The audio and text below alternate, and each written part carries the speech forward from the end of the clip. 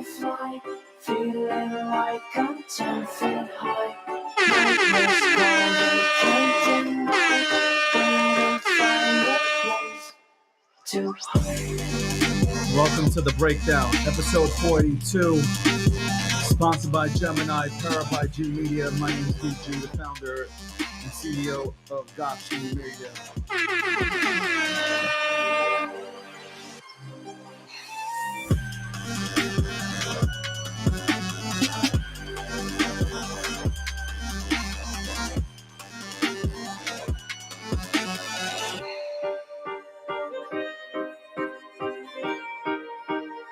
Big Gunk, you're gonna feel like you're listening to some truth later on today as you join the show. Somebody got to let you know what time it is, and that person is me. No suit today. I was going to put on the suit, but you know what? No, legit, I'll tell you why I don't do this. Feeling like I'm 10 feet high. Nightmares call, you can't deny.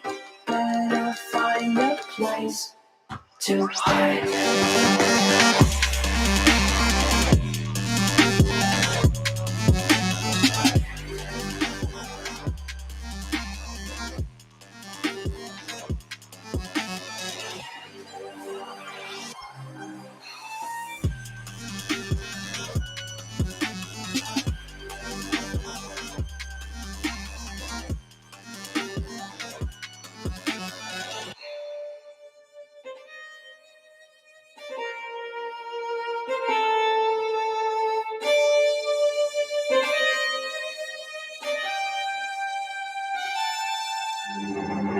Let's play my entry music. I want to play my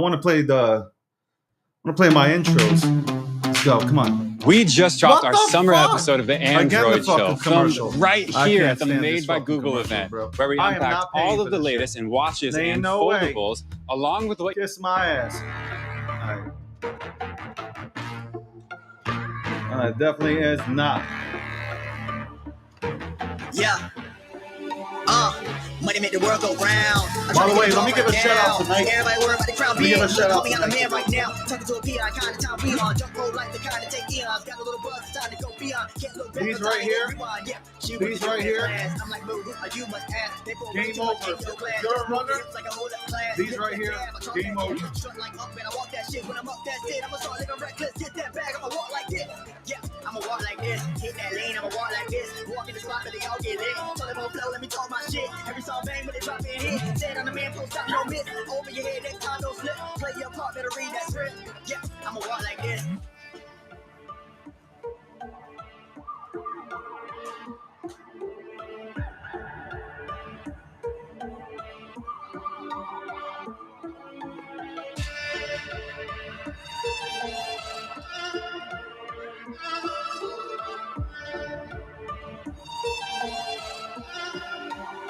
Yeah, I'm steady focused on money now. I'm trying to count to 100 down. That's daily. Gravy pay me. M's and M's, no Slim Shady. Make a count going so crazy. Still live it up when I'm over 80. Flying, I'm hotter than Hades. Little fingers up to the walls when I hate me.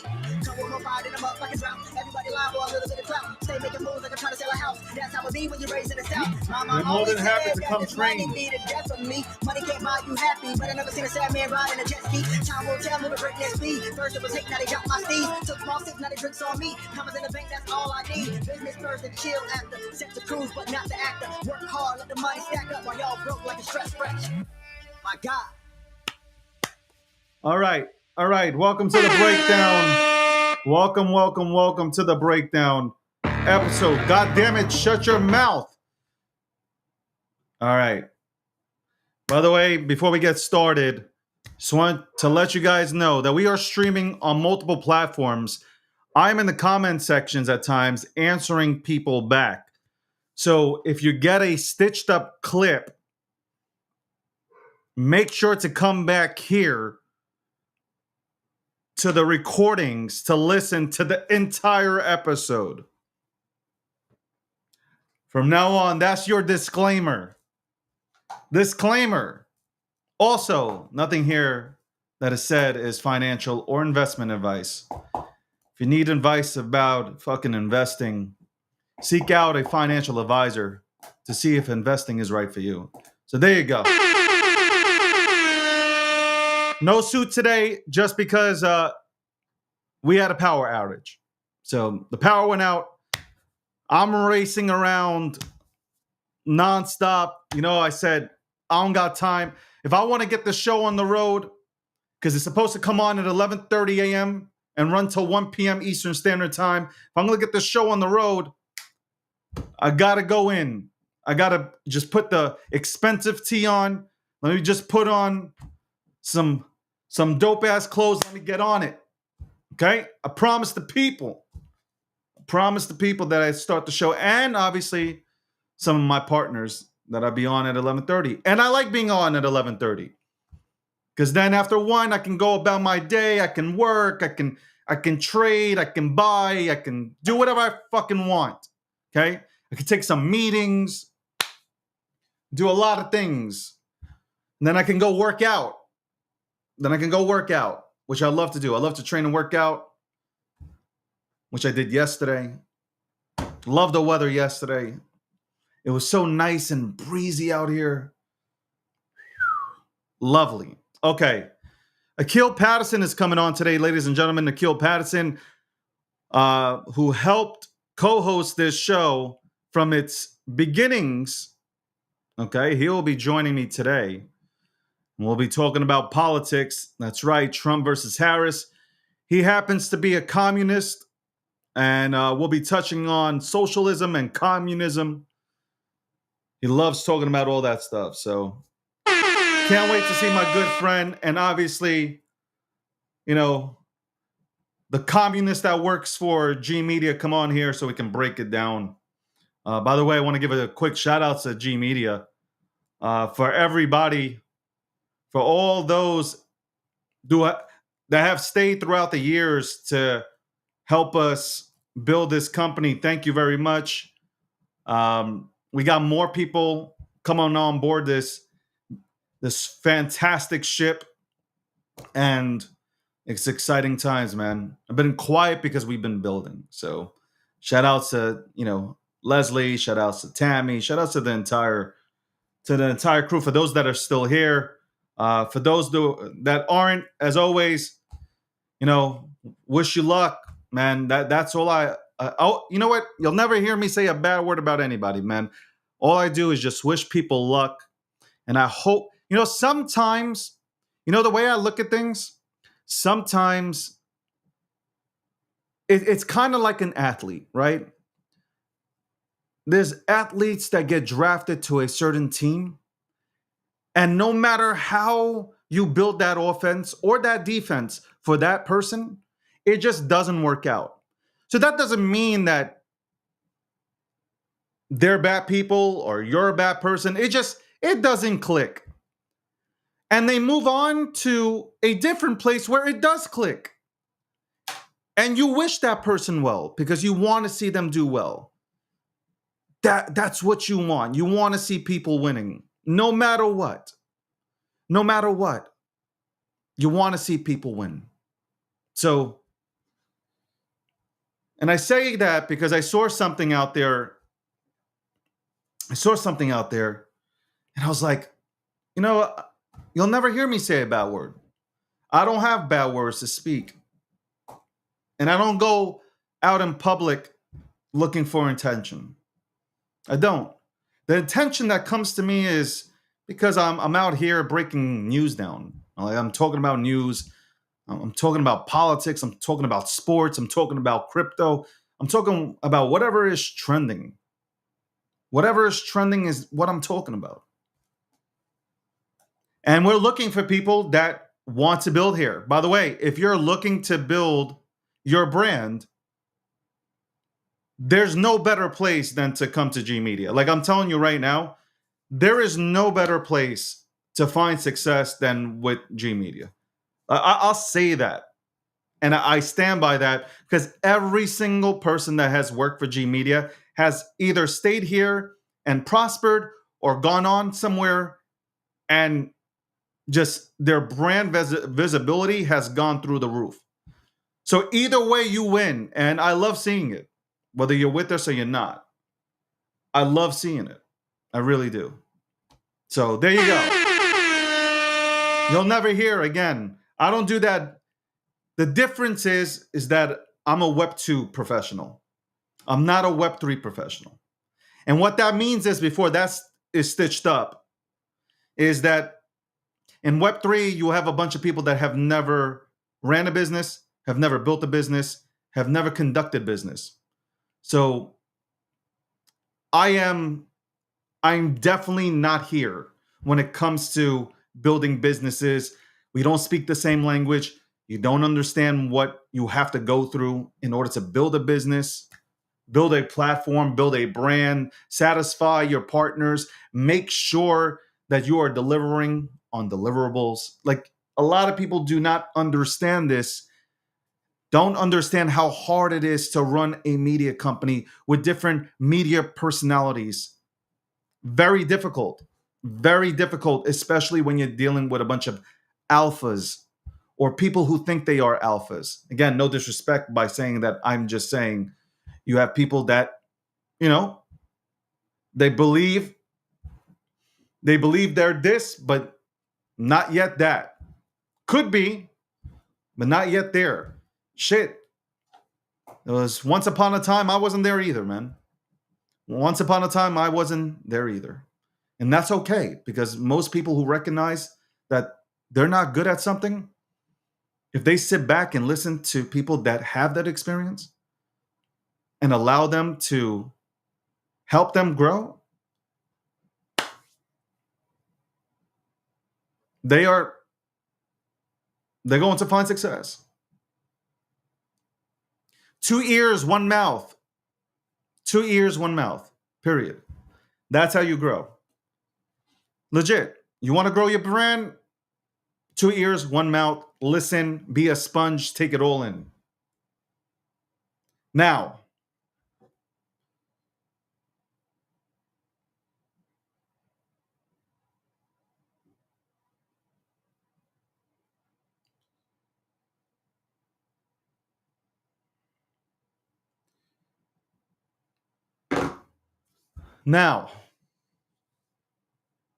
one thing, real quick, before I go right into this, because I want to get this out here, because obviously we got a lot of people watching, and this is what I'm looking for too. I'm looking for professionals. So I'm not looking for Web3 people. Like, if you know about Web3, awesome. Awesome. That's just icing on the cake.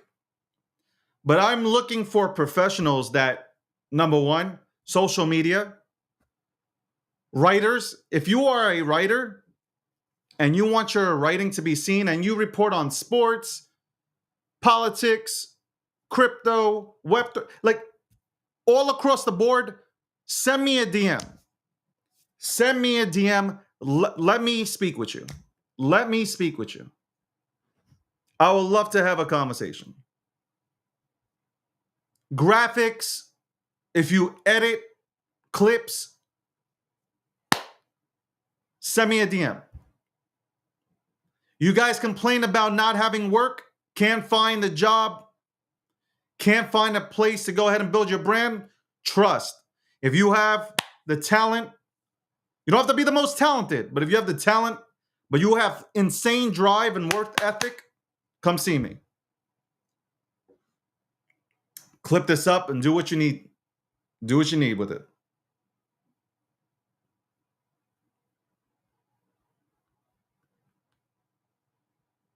One second.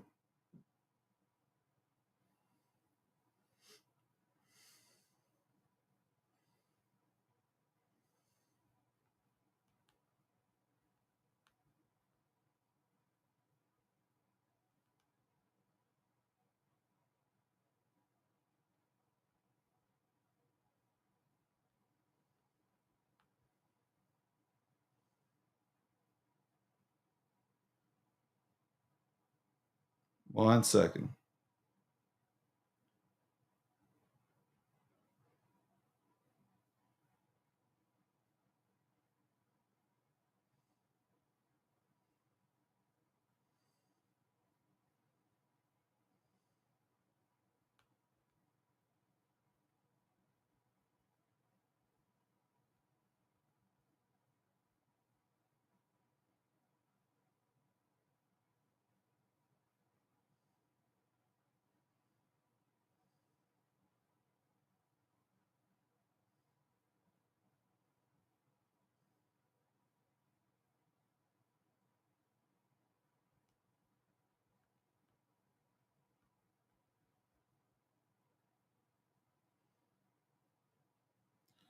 Okay. My bad. I'm gonna leave the phones alone. That's so rude of me. Anyway, we'll be talking to Akil at 12:30. What is it? 12:25. I also want to get okay. So I got through with the G Media thing. So if you guys really are looking for a job, if you guys are really looking for a platform, if you're looking to build your brands and you're talented and like everything that I just mentioned out there, if you fit into that, send me a DM. Also, one thing I loved seeing yesterday was Bobo bounce back. It was somewhere during like what, 12 o'clock in the morning. I seen Bobo just start moving. Shout outs to Bobo. People have been shitting on Bobo for a while now. So seeing him move, seeing that move was great.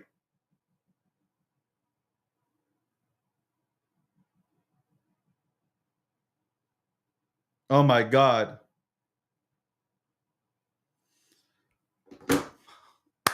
Every day I get somebody in my DM saying, this is the next sheep. You don't have the next sheep. Okay? I've gone into your next sheeps and it's gone to zero. I am not throwing away. You see, here's the thing that I said yesterday. I am sitting on my hands. I'm accumulating assets that I believe will do well during the bull run. I'm not chasing bullshit. I don't care what you think. If it does happen to do numbers like Shiba Inu, God bless you. I am not chasing anything. Nothing. Zero. Not chasing. You can't have my money this time around. You cannot have my money. It is my money, and I'm keeping my money. Period. You don't gotta like it. Fucking motherfuckers using me for exit liquidity. This is crazy. Y'all didn't hear my message? I told you. I already told you. People are asking me about Crying Cat. Still in. Still buying. I'll buy today. I'll keep buying. I don't give a fuck. Like, one thing you guys have to do is not give a fuck. Regardless of what asset you're in. Like, that's my asset. That's it. That's a play that I'm in. Win, lose, or draw. If it goes to zero, you can have the last laugh. If it goes parabolic, I still want you to keep that energy, man. We got to match energies, man. Except if it goes to zero, I'm not going to be out here fucking trying to fist fight with people on the internet, which is pretty weird. You guys are weird. But what'll be cool about Crying Cat is if Crying Cat does succeed, which that's the plan, right? Then it'll be like one of the first Solana projects to actually be successful, especially off of Pump Fund. So let's fucking go. Pepe and Bobo, but Bobo to me it's right here. I love Bobo. I almost think like people think that I'll stop talking about Crying Cat or I'll stop talking about Bobo because if you troll me online, which I've been used to for the last 2010, so we're going into 2025, so 15 years.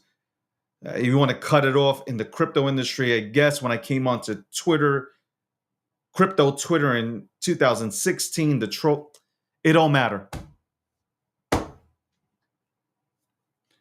If I listened to fucking jerk-offs on social media, I wouldn't have anything worthwhile. I already checked the watch, man. I'm Gucci. Let me go ahead and give the link to... He wants to be called Big Unk. So I'm going to call him Big... Apparently, he's had a name change. Apparently, he's changed his name. Weird. He's changed his name. Fucking... Everybody's changing their names and shit. So I can't call him by his real name. Can I call him? I'm going to call him Jackass. Where is the Jackass? Watch, he's gonna be so mad that I'm saying this. I'm just fucking around. It's 12:30, by the way. You're tuned into the breakdown, episode 482, sponsored by Gemini, powered by G Media. We have Big Unk. I almost said his previous name. Okay, he's the artist formerly known as Big A. Now he's Big Unk, and we'll talk politics. By the way, I don't know if you tuned in on Friday, but we had Hotib that was on the show. Great show, and we're looking to go ahead and bring Hotep back every single month so we can go ahead and just dive deep into issues around the world.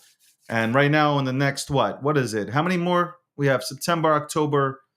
We got like almost 60 days left until the election comes along, maybe less than that, to vote in the next candidate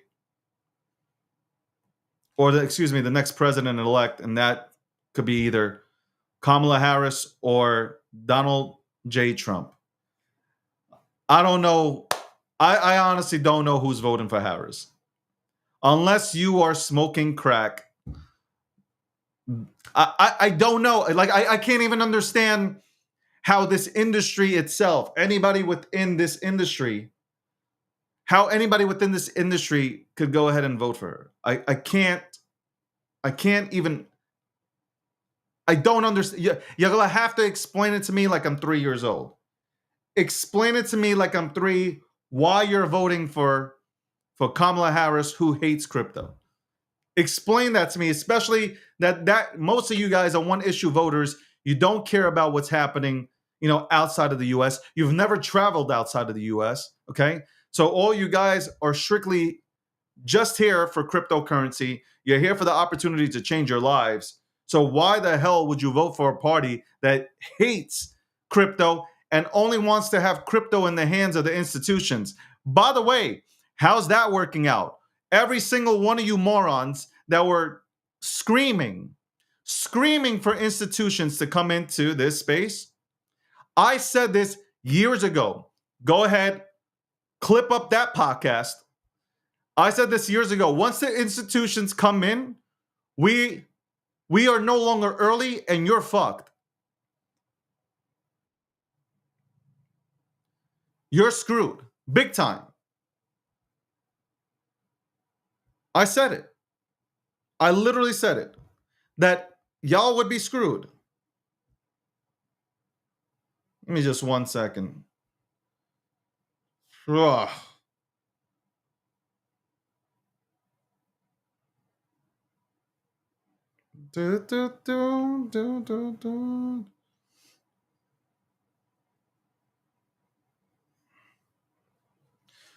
All right. I got I'll continue on that. I will continue on that, but let me bring in the artist formerly known as Big A.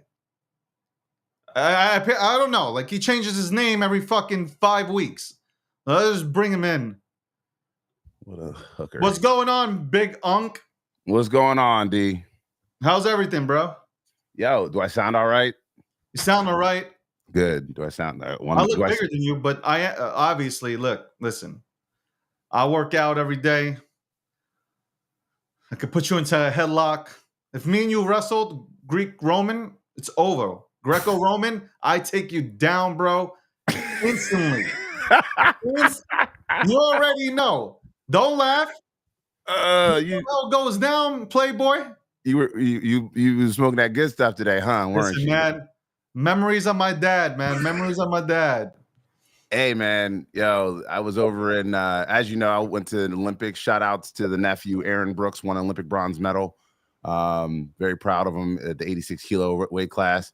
But I was sitting next to the Turks.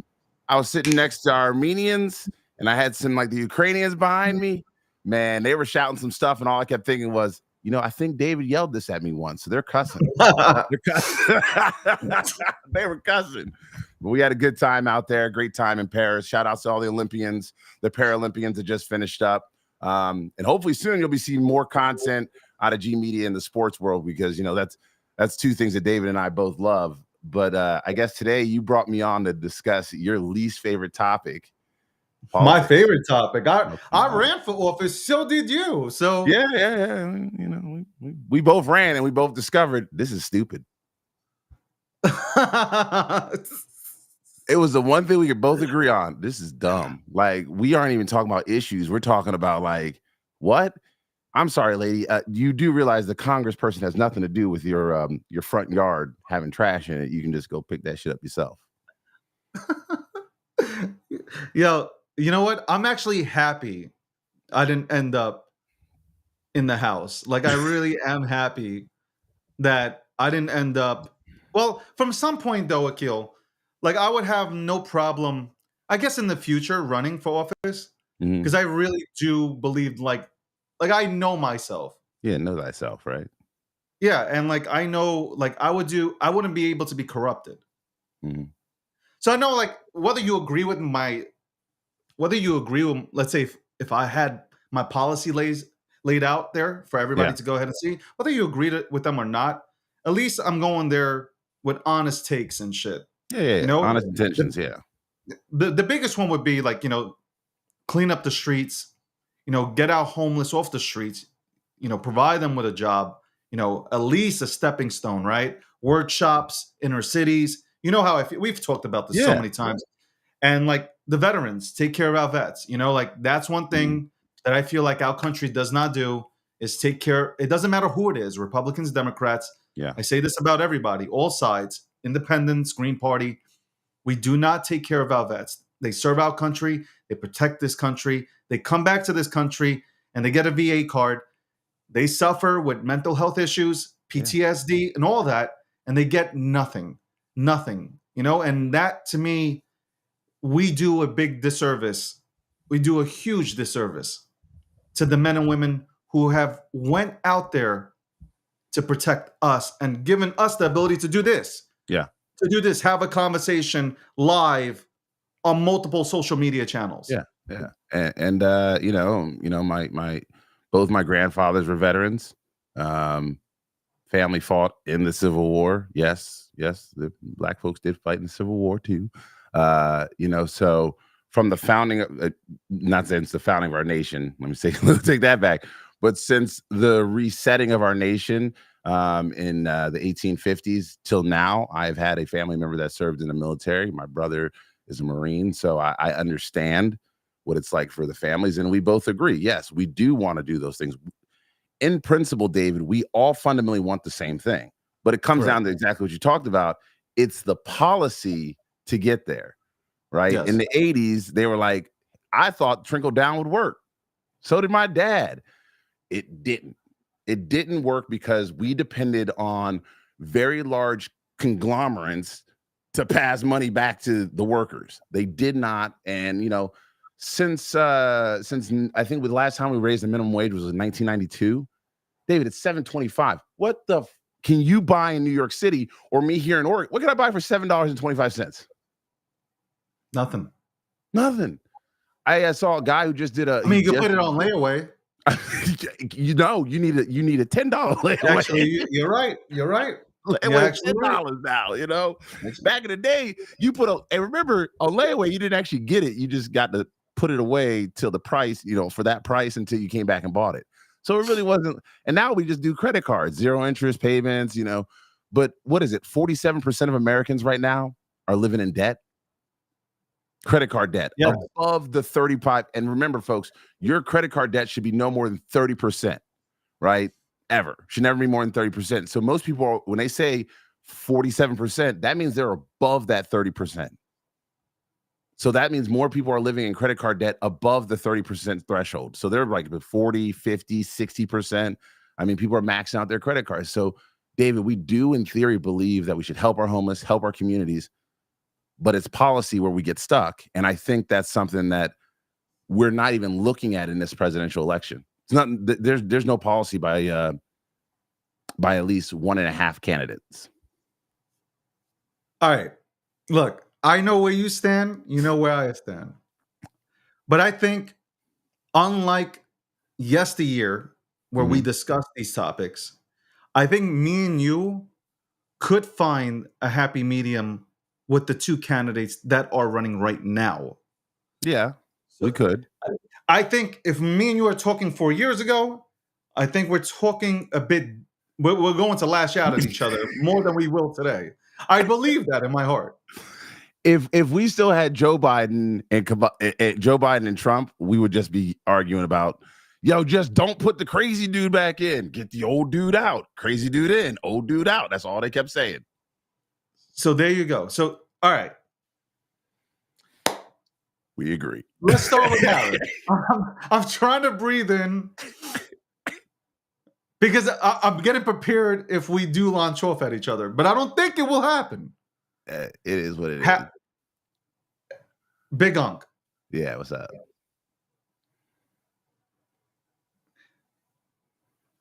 At least with Biden, I sort of had an idea of what he stands on.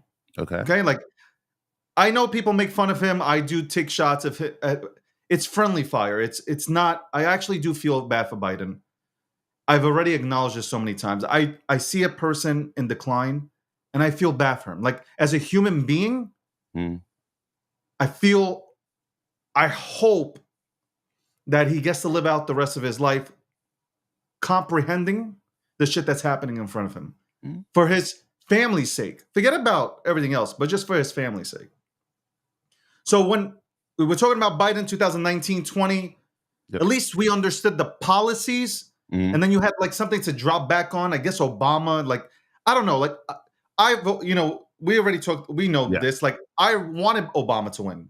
When Obama came through, I thought it was a good thing for the United States of America in general for Obama to come in. Done, right? Okay. You weren't happy with how he performed. You know what? I've said this so much. You see, I'm fair. So, like, he didn't do good, nor did he do bad. So it's kind of in the middle. Yeah. It's somewhere in the middle. And, it would take like hours of us to flip through shit that we think he did good and he did bad. I mean, like, I think he was... Look, Obama is an amazing speaker. This dude can walk into a room and he has swag. Anybody from the right that says otherwise, guys, I'm a Republican. Let's keep it 100. The guy walks into the room, he commands attention, bro. Like, this dude can speak. David, he is the political version of Nas, man. He spits bars. Correct. 100. I agree with that. So when people come at me, they're like, yo, Dave, how can you say that? You're a Republican. Bro, first of all, I'm not a crazy ass Republican. I can see things and I can step back and say, you know what? The man got, he got flow, son. Like, he can spit. He could probably make the top 10 greatest rappers alive out here, bro. Kind of shit, bro. Like he's got a Grammy. See what I'm saying? So, the dude just like that. Kamala Harris, bro. There is not one Democrat that can tell me what the hell she stands on. Akil, I think she's so disingenuous. She goes to every single state, and I'm just naming little things. She'll go to every single state, changes up the accent. She's in Detroit. You know this, Akil, and you can't lie on this. She goes to Baltimore, accent's different. Goes to Detroit, accent's different. Yo, everywhere she goes, and then she's not saying anything. So even if you wanted me to like her, I don't know what she stands on. You can't tell me, here's my argument, Akil. You can't tell me you've been in office 3.5 years, more than that now. And you're going to stand up and tell me that you're going to make America better once you're in office. Then what the fuck were you doing? And don't give me the thing that the VP has no say and they stay. Hold on. Don't give me that. They just stay in this little corner in the observatory and they're not touched. And Biden put her on the lockdown. Bro, this ain't the candidate. Where is my pocket? Why couldn't they bring RFK? RFK would have been a better choice. Number one, Democrats any Democrat in the United States of America should have been given the choice to select their candidate. That didn't happen. RFK should have been on the ticket. He should have been on the ticket. I'm telling you, if it was Trump versus RFK might smudge out and win. All right. So, can I just say this? And normally I've got my I know I carry a Penguins pocket constitutional with me. All right. So if you ever went, you can go buy one. As a matter of fact, I was coming back from Germany. Some guy saw it in my stuff and he stopped and he wanted to ask me about the Constitution. I swear to God, David, I carry the Penguin pocket constitution when I travel because I need to know my constitutional rights. You should as well at home. So just go ahead and pick yourself up one and read it, because most people don't read the Constitution. They read the Bill of Rights. They don't actually read the Constitution and the Declaration of Independence, all different things. So remember, things kind of move around, right? And when we look at what these Bill of Rights occurred and like how they are set up, originally the vice president was supposed to be the loser. So most people don't realize that the vice president was just supposed to be the loser to keep balance. Well, old Rapey McGee, Thomas Jefferson himself, Sally Hemingway, it's well known, he had a lot of biracial children by her, not on accident. Thomas Jefferson decided he didn't like the vice president, so he changed the rule, right? So if we really look back at it, it was a Democratic Republican's fault. That was the name of the party that they served under, the Democratic Republican Party, which was a precursor to like formation of what we now know as kind of the Democratic Party. But what we need to recognize is that the vice president does not have the ultimate final say. The vice president serves at the pleasure of the president. That is how it works. And although their name is on the ballot as a tandem, you are still only voting for the president. That's the only office that we vote for. The president, it goes with that person, right? The vice president goes with the president. So at the end of the day, yes, they have a say, but the final decision lies with the president. And sometimes the president's views will differ from the vice president's. Case in point was in 2011, maybe 2012, something like that, around that time. Joe Biden goes on television and says, that's malarkey. Everyone should get married. And then he was the first sitting vice president to go against what the president had said, saying that he was not going to get himself involved in marriage equality or LGBT movement. In that moment, he changes it. Says, I've progressed, I've moved. Now we're going to push the Supreme Court to make it legalized. That was a case where the vice president accidentally or on purpose overstepped their boundaries. But it is ultimately the president's decision, and every vice president serves the will of the president. So when you say she's done nothing, no, she has done what the president has asked her to do, and only that.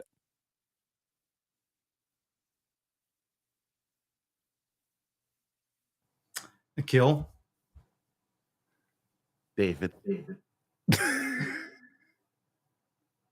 That was fantastic. I appreciate you describing what the VP's job is. We know he was not run. Look. Now who's arguing? I'm trying to calm myself down, Unc. Hold on. Okay. I'm trying to do this because I know me and you. Listen, guys, if you've seen me and Akil, Unc at it, sorry, Unc. But if you've seen me and Unc at it, it's no holds bars. So I'm like trying my best. Last 4 years, Biden wasn't running anything. Because you know what? They hid him away from us. Unc, they really did hide him from us.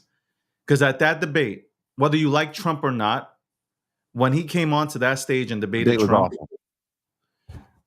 I'm going to say Trump, I really do believe in my heart, Trump held back from just going into Biden. Because you know how Trump is. Like, he's wild. On the stage, he was wild during the first primaries and all this shit when he was attacking Jeb Bush. And I honestly think he saw somebody like mumbling, like, because Biden was as a Democrat, like, I'm independent, whatever you are, that leans more with whatever. When you saw that, you were like, oh hell no.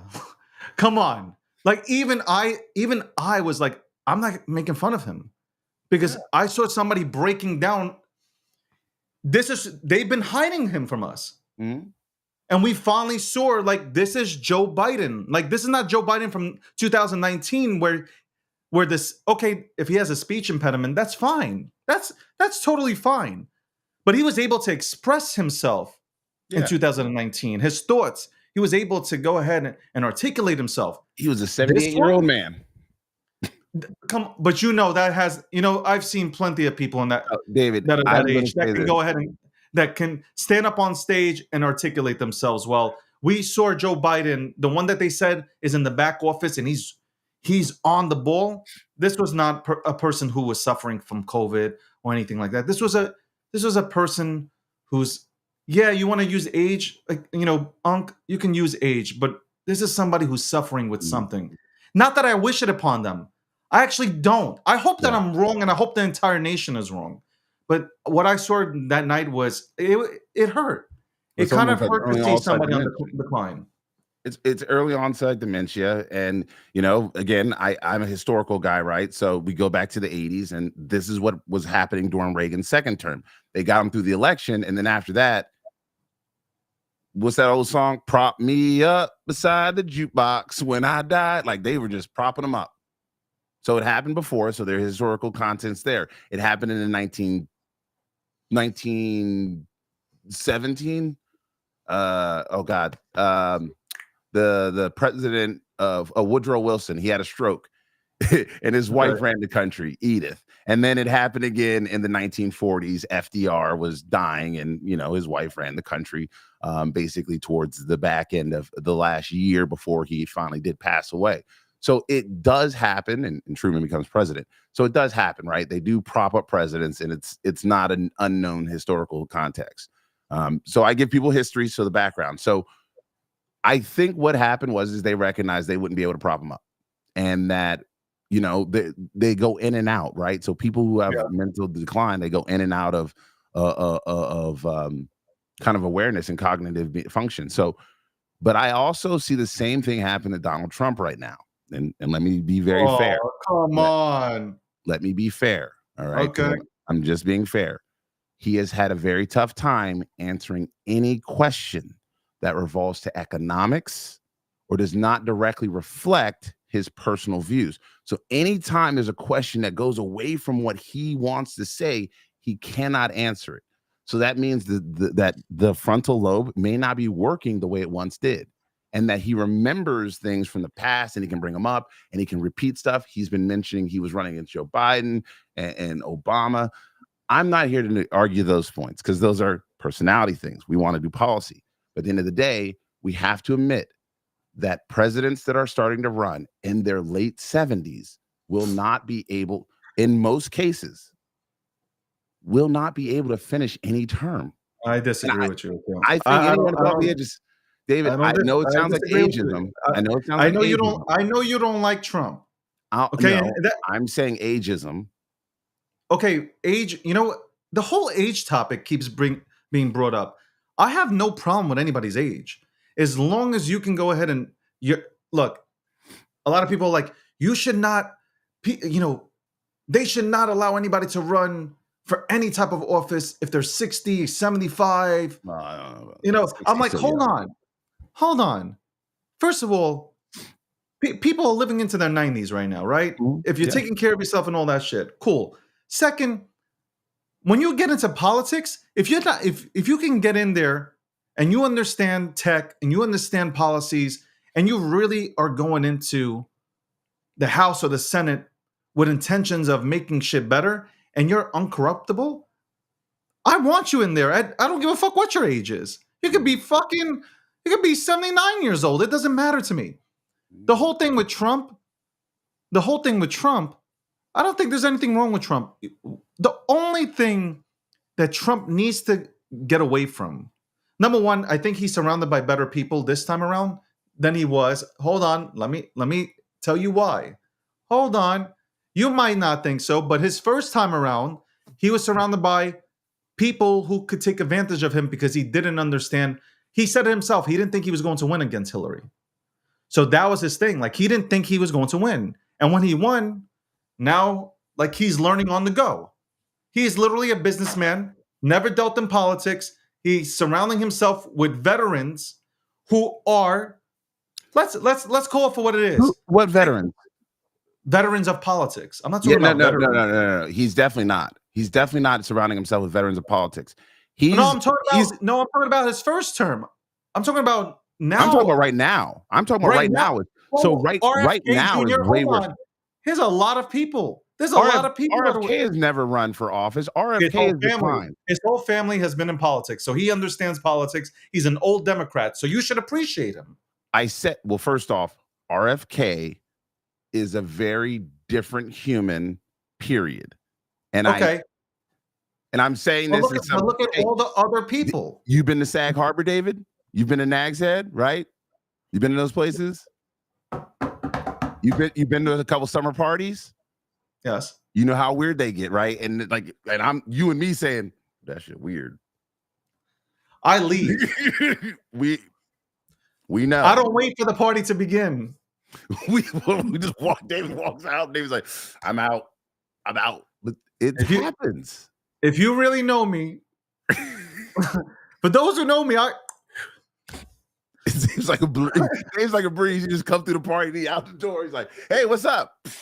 Hello, goodbye." I ain't staying for the. I'm at the pregame. I'm not at the game or the post game. You'll never catch me at one of those motherfuckers. David goes to the tailgate that leaves. He does that.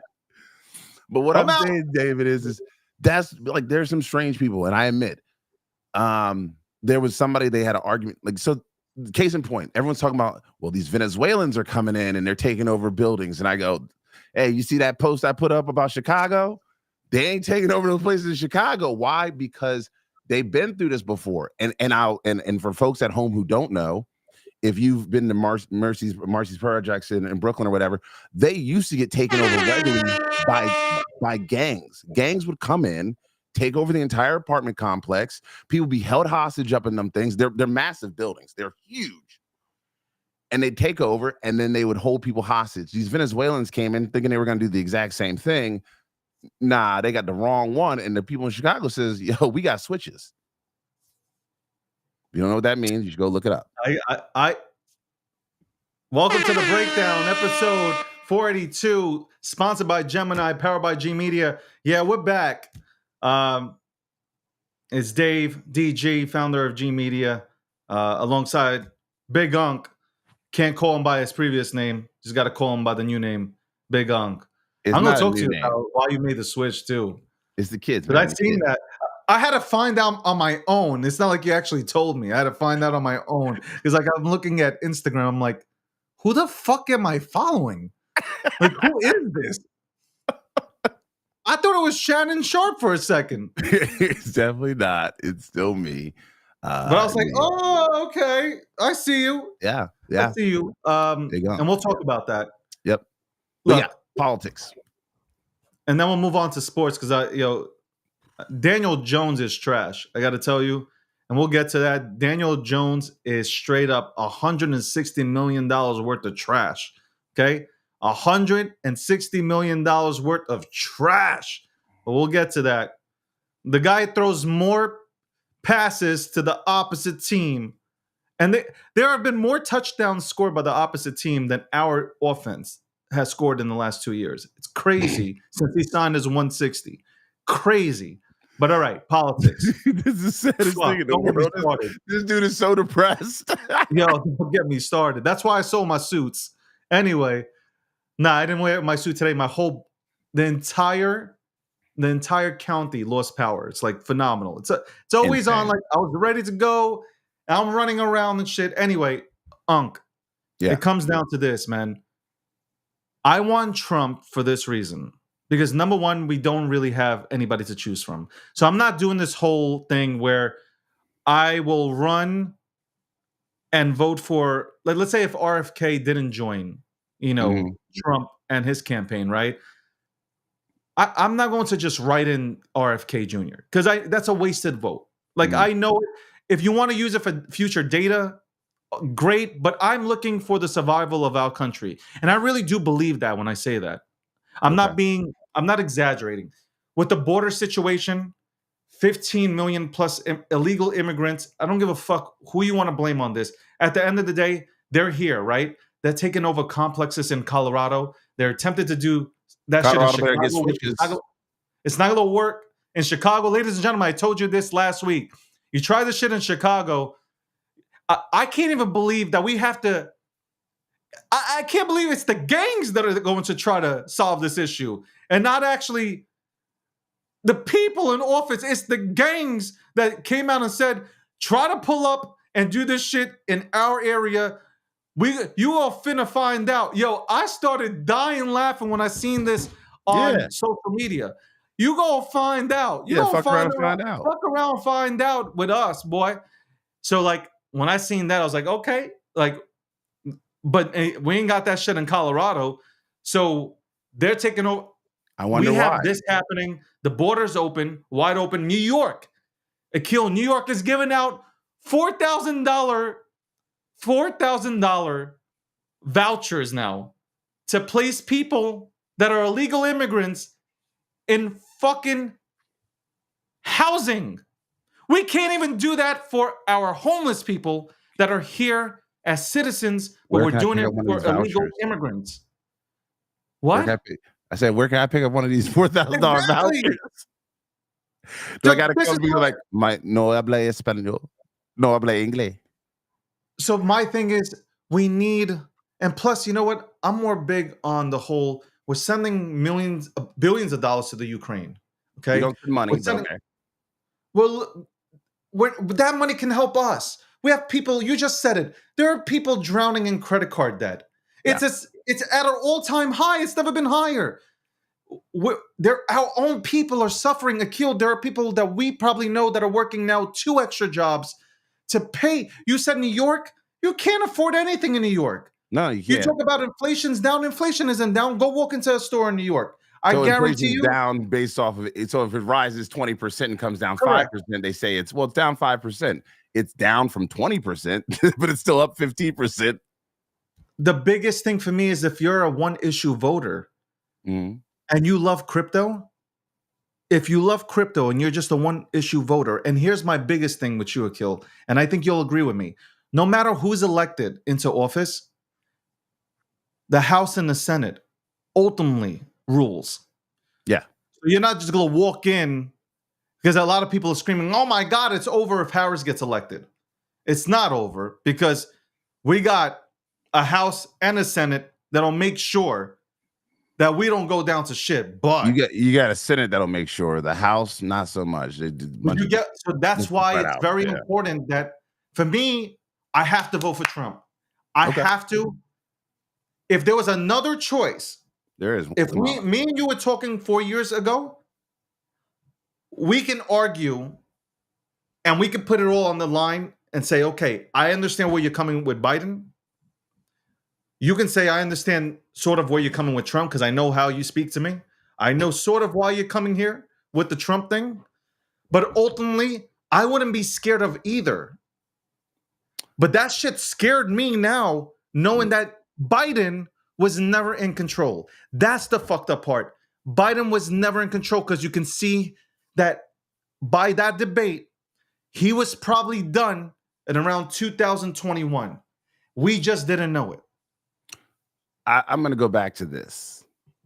Joe Biden's the president.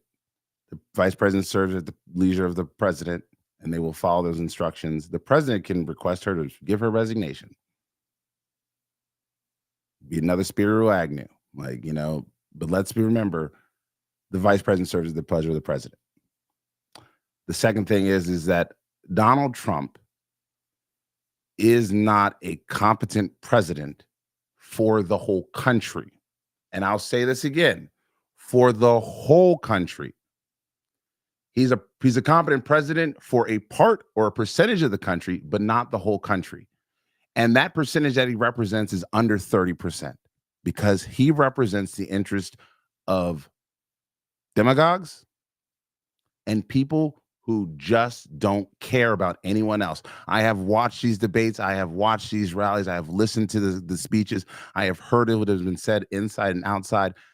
I do not agree fundamentally with people like Stephen Miller, who was in his administration and says he's going to come back into the administration. Stephen Miller is as bad as it gets.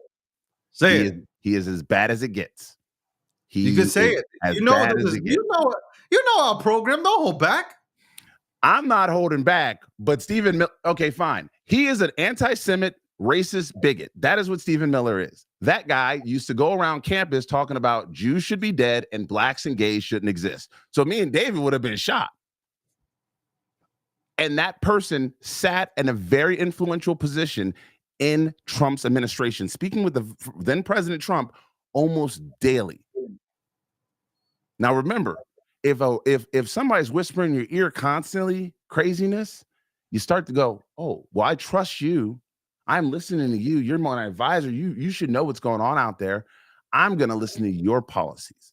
And that is what scares me, David, because that 30% does not like anybody other than themselves. But what we've seen time and time again is that the inability to lead the masses, that is what we need.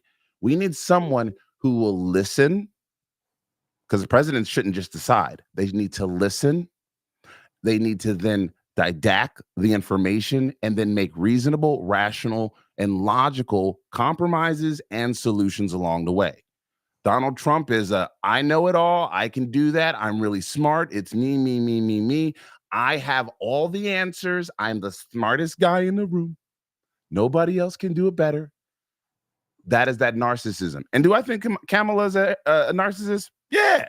Hell yeah, she's a narcissist. You know how narcissistic you have, how much of a narcissist you have to be to think you can solve all the world's problems? Think about that, David. I'm smarter than everyone else. I can solve all your problems. They're all narcissists. But at the end of the day, I believe that Kamala comes with a body and a group that would look at all the issues, didact them, and bring them into retrospect. Not to mention, there are many former fiscal conservatives. I'm not talking about this social woke culture of people that's all they ever bottle. There are many fiscal conservatives that are now saying we would rather back a person who would do $100 million capital gains tax, unrealized capital gain tax, as opposed to a person who would cut corporate tax rates, believes in corporate welfare, and does not actually work on behalf of the people. He works on behalf of some of the people.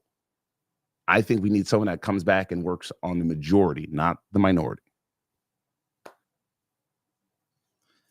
You're sitting here and are you going to vote for Harris? Absolutely. So you're voting for somebody who wants to pass a bill into law that would tax you on unrealized gains. David, I do not have yes or no. I do not have $100 million valuation. I don't. If I did, yeah, okay, I guess you can tax me on it, but I don't have it. So, David, it's not something that's going to impact me. You have a portfolio that you might be holding, but it's right not $100 million yet. But hold on. You would actually vote in somebody. That is socialism. That is literally socialism. What's public schools? Akil, I work so hard. I know you do. No. I'm just saying in general. I, as an individual, let's say, work so hard, right? My dreams are to make sure I build. Okay, let's use myself. We're a multi-million-dollar company. My dreams are to turn G Media into a billion-dollar company. Wonderful. I reach billions of dollars, right? Right? We're all for it, right? We'll move the company. But you see, you're like, we move the company, right? But I'm proud to be an American. I am an American established. We're an American business. Yeah. I don't want to move anywhere.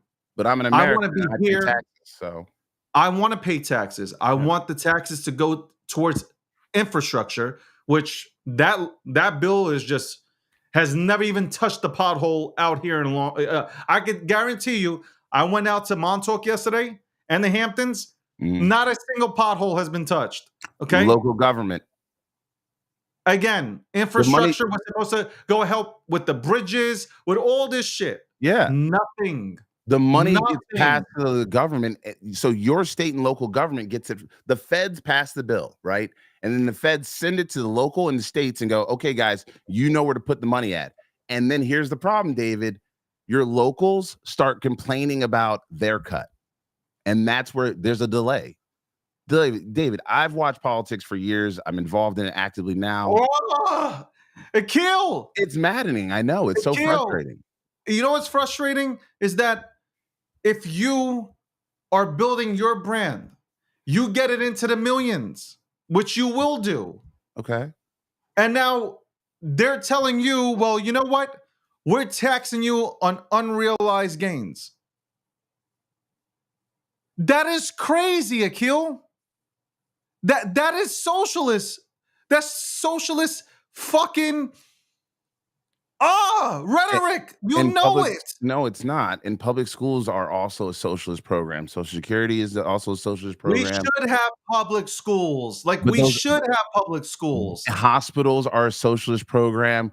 Workforce development programs were socialist programs. You are literally, you are fucking around with word salad, bro. Akil. That's not word salad. She ain't the right one, bro. You know this.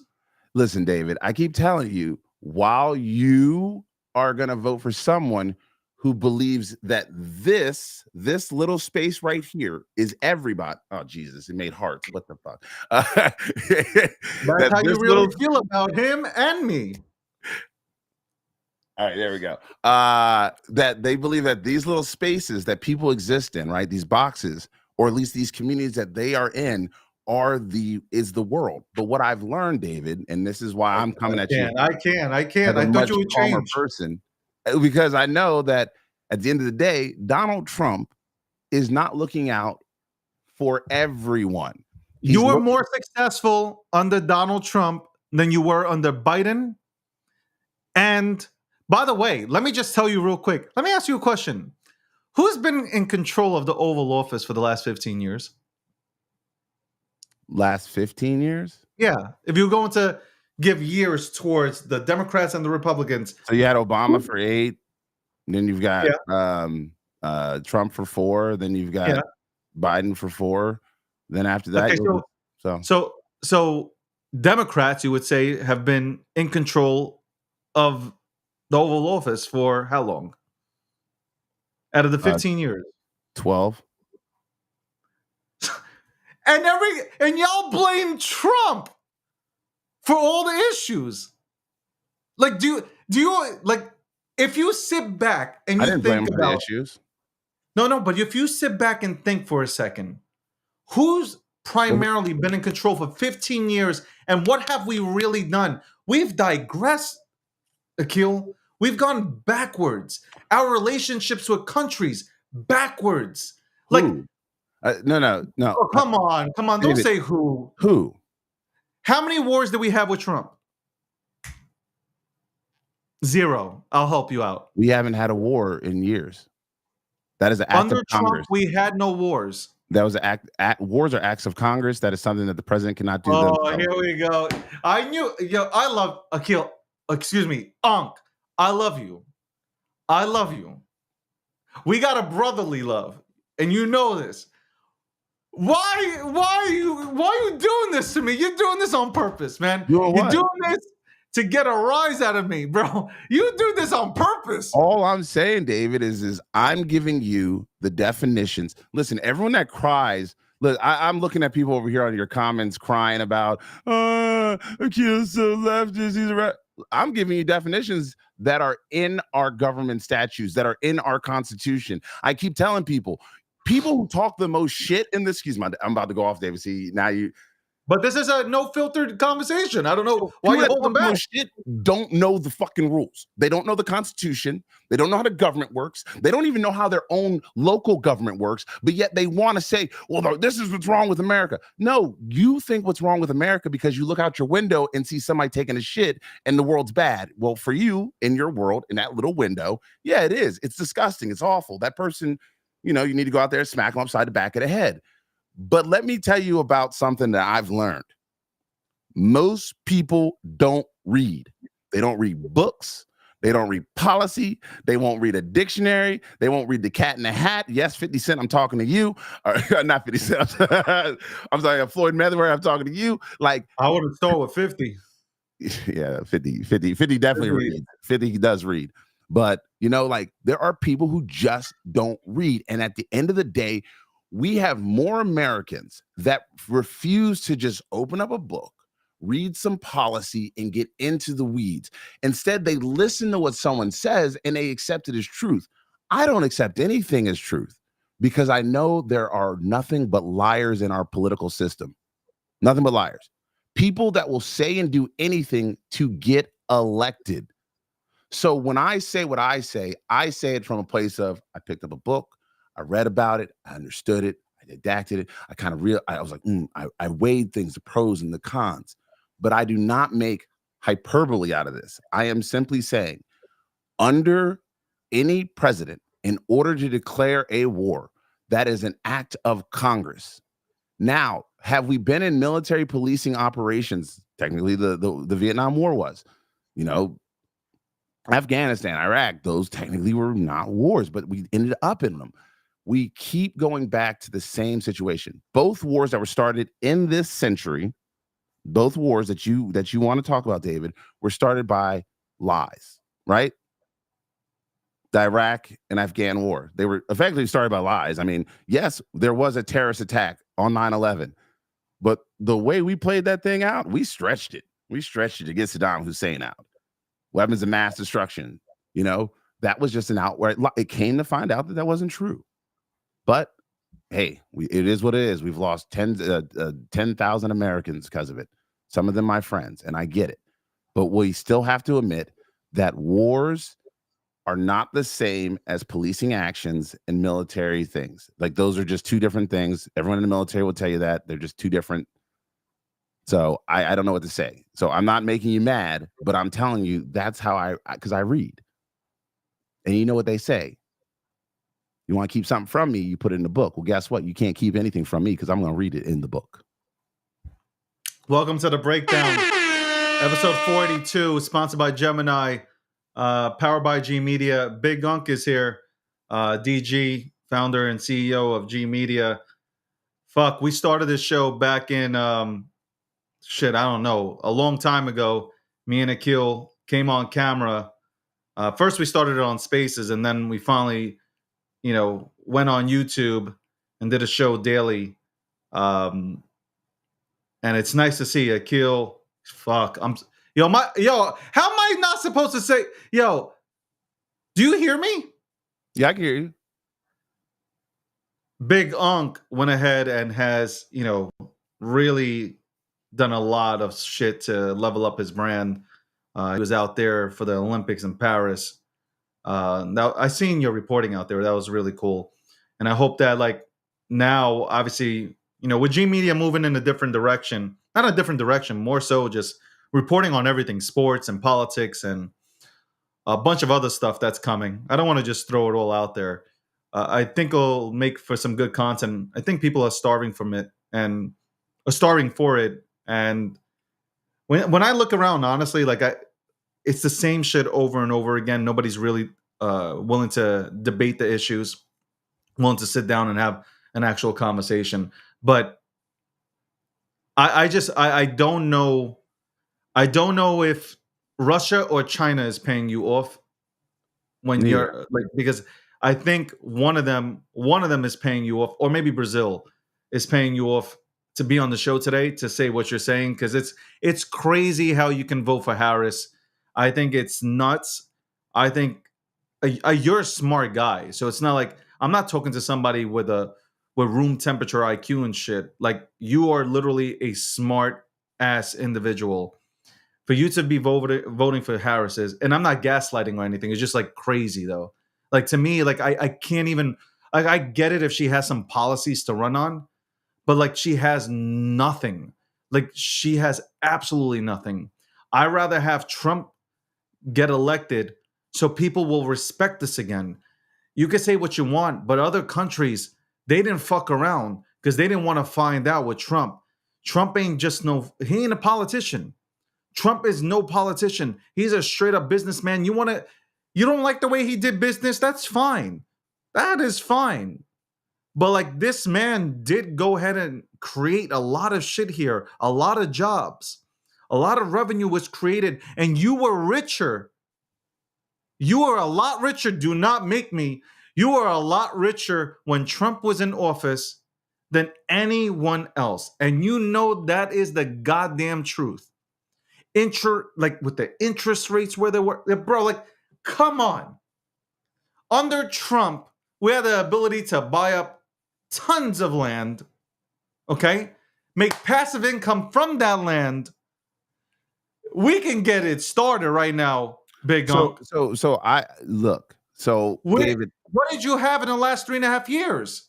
David, I will ultimately say absolutely. I was able to take.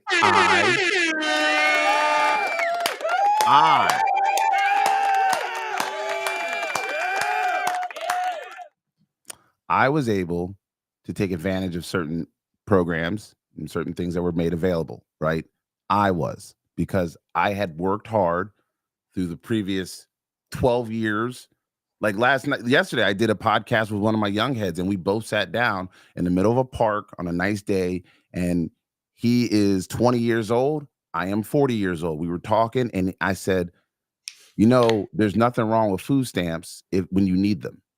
And he goes, really? Because I'm embarrassed. I'm like, go get food stamps because you need them. That is what the program is. When you need them. Because when you need them. That's what I said. I'm very clear. When you need them. Why? Because that is a social program. That is a social welfare program that was dedicated to help people that were struggling for a period of time. And during that period of time, hey, guess what? I don't have to buy food. So now I can save those extra dollars. I can put them towards a project or a program or something that I need to better myself. So that's what I did.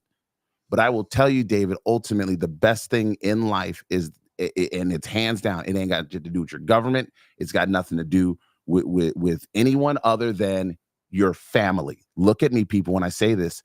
Your family, if you have a decent family, that is a good family that will support you when you are struggling, that is more important than your government. Because if you need a place to stay or a couch to sleep on and you can't afford rent, your family will give you a place to stay. They don't got to give you money. They can give you a place to stay, like a roof over your head, a shower to be able to take, and then you get up every day and you go to work and you stack your dollars. You stack dollars. That's what I learned. And so I was able to take advantage of the programs when they hit, right? So when those programs hit, I had money stacked aside because I had support. But we don't have enough people that have that support. We don't have people that have that umbrella, that safety net, because of the way this system has been created. Look, Kamala Harris is talking about a family tax credit for kids. Good. An ongoing tax credit. She's talking about $25,000 towards a down payment to get into a home for first-time home buyers. Good. But guess what? First-time home buyers, you're not going to have, this is where we got to go back to reality. You're not going to have the 5-bedroom, 4.5 baths, 2-car garage on your first home. Your starter home is going to be a 2-bedroom, 1-bath row home in West Philly. Like, that's what you're going to get on that first home, because you have to build yourself up. David, everyone needs to build themselves up, but they need some supports. And I believe that is what Kamala Harris will be offering in this coming election, is that we will then start to move towards offering supports, not social programs, not social, why didn't they offer the support why didn't she offer the support under Biden's administration? Because Biden is the president, and it is up to him to make these policy recommendations. So come on, Akil. No, David, I'm 100% telling you the truth. Every president. Okay, look, I can understand. I can understand your truth. See, your truth is different than what reality is. Like, that's what. Here's here's my thing. You're speaking on behalf of somebody who had never had intention to implement anything. Okay? You want to see these programs implemented. Okay? I have no problem with having my tax dollars go to people who are struggling. I have no problem with my tax dollars going to veterans who have lost limbs, okay, to serve our country, to protect our country. I have no problem upgrading them from having a stupid VA card to actually having real insurance that takes care of them when they come back. I have no problem with my tax money going to upgrading the schools, but also at the same time upgrading the curriculum and the motherfucking books that are in those schools, and bringing teachers that can teach these kids about real world shit like finance and how to get by as soon as you're out of school and make these kids independent. I'm all about, you want to take my money for that? Take it. No problem. I'm not here, and I am not willing to go ahead and send billions of dollars to proxy wars, to Ukraine every single time Zelensky comes here and wants to dance in front of Biden and the Senate and the House to give him more motherfucking money. That does not help the United States of America. Period. All these things could have been resolved in the last 3 and how many? 6 to 7 months? 3 years, 6, 7 months. None of this shit. More taxes. Hey, here's how we solve the issue. We're going to up the taxes. We want to up the taxes so far up that if you are rich, it makes no sense to even start a motherfucking business. We're not giving, we don't give a fuck about small business, and we don't give a fuck about billionaires that have created jobs for the everyday American. We don't care about that. We want to tax these guys at 90% and leave them with 10%. That, my friend, is socialism. That right there is, there is no reason to work. Right now, in this current state that we are in, there is no reason to work. You don't have aspirations of being an entrepreneur, don't have any aspirations of opening up a business, a small business. Just go on welfare, okay? You could have spent the entire summer on the beach, okay? Chilling and getting a tan and relaxing and getting money from our tax dollars that we're taxed at, what, 40%? 45% for doing the right thing? Come on, Akil. You're smarter than this, and you know what? You're in the business of making money, right? You work your ass off. Yeah. We fought England for 2%. We're at 40% now. We fought for freedom because of 2%, and now we're at 40%. Make it make sense. Make it make sense to me. Okay. So once again, I go back to this, David, is that number one, there are policies. So if you want to find out, you can go to KamalaHarris.com and you can go to issue. Oh my God. Are you serious? That's like me sending you to Trump for president.com. So don't go to the website if you don't want to. It's quite all right. I can read you these. Her policies include a tax cut on the middle-class families, specifically around giving the tax break for families with 3 or more children to have up to what? Why are you upset? All right. So we want to make rent and home ownership available and attainable and more affordable. During the pandemic and during those low interest rates, what did BlackRock do? And this is the one thing that you and RFK would agree on, is that BlackRock went in and brought up all the property and all the land sight unseen, because you know what? What they realized from the last collapse, the market collapse, was that BlackRock thinks they can no longer trust their bankers. They can no longer trust their bankers. And so BlackRock said, fuck it. We're just going to buy up all the land, all the properties sight unseen. We're going to hold on to it. And guess what? Now in perpetuity, we will never have a market class because we own the land. And that is what that's what Kennedy said. That's what Kennedy said. Kennedy, the guy you liked, right? And the guy who's helping back Trump, he said that. He said that BlackRock was going in. They took advantage of the 3 and the 2.5% interest rates, and they just swooped in and they just bought up everything because they'll never run out of money. Those guys will never. And then they get into Bitcoin. So now they own every asset. So I say, yes, make it easier for people to buy homes and to afford rent in large cities. I want to grow small businesses. That's what she's talking about, growing small business and invest in entrepreneurs. Billionaires are not just the only entrepreneurs. Low to middle income people have great ideas every day, David. You are not a billionaire, right? And so you took an idea that you had to form this wonderful media company and you brought it to fruition. But the way our government works is they would give a bigger tax incentive to Disney and ABC than they would to you, the small business owner. How many people do they employ? What, ABC? Yeah. And ESPN and Disney? Yeah. Globally or domestically?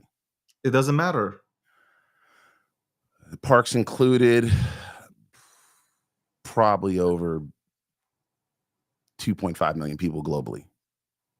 And that's you not want to tax a company that employs. I said globally. Okay, go ahead and do domestic. Domestic, with ESPN included, all that stuff. So they're probably about 300,000 to 400,000 between those companies. No, there's more than that. No, 300,000 to 400,000. I mean, we're not talking contractors or consultants. We're just talking about full-time employees. But even that, even contractors, consultants, millions of people. They're giving jobs. They're giving jobs to people.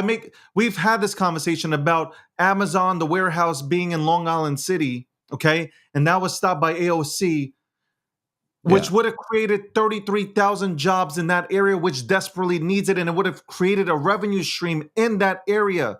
And it would have made, that area needed that.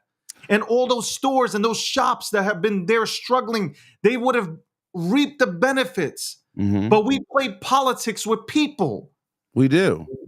And that's one reason why. I don't care how much Jeff Bezos is worth. He pays his taxes.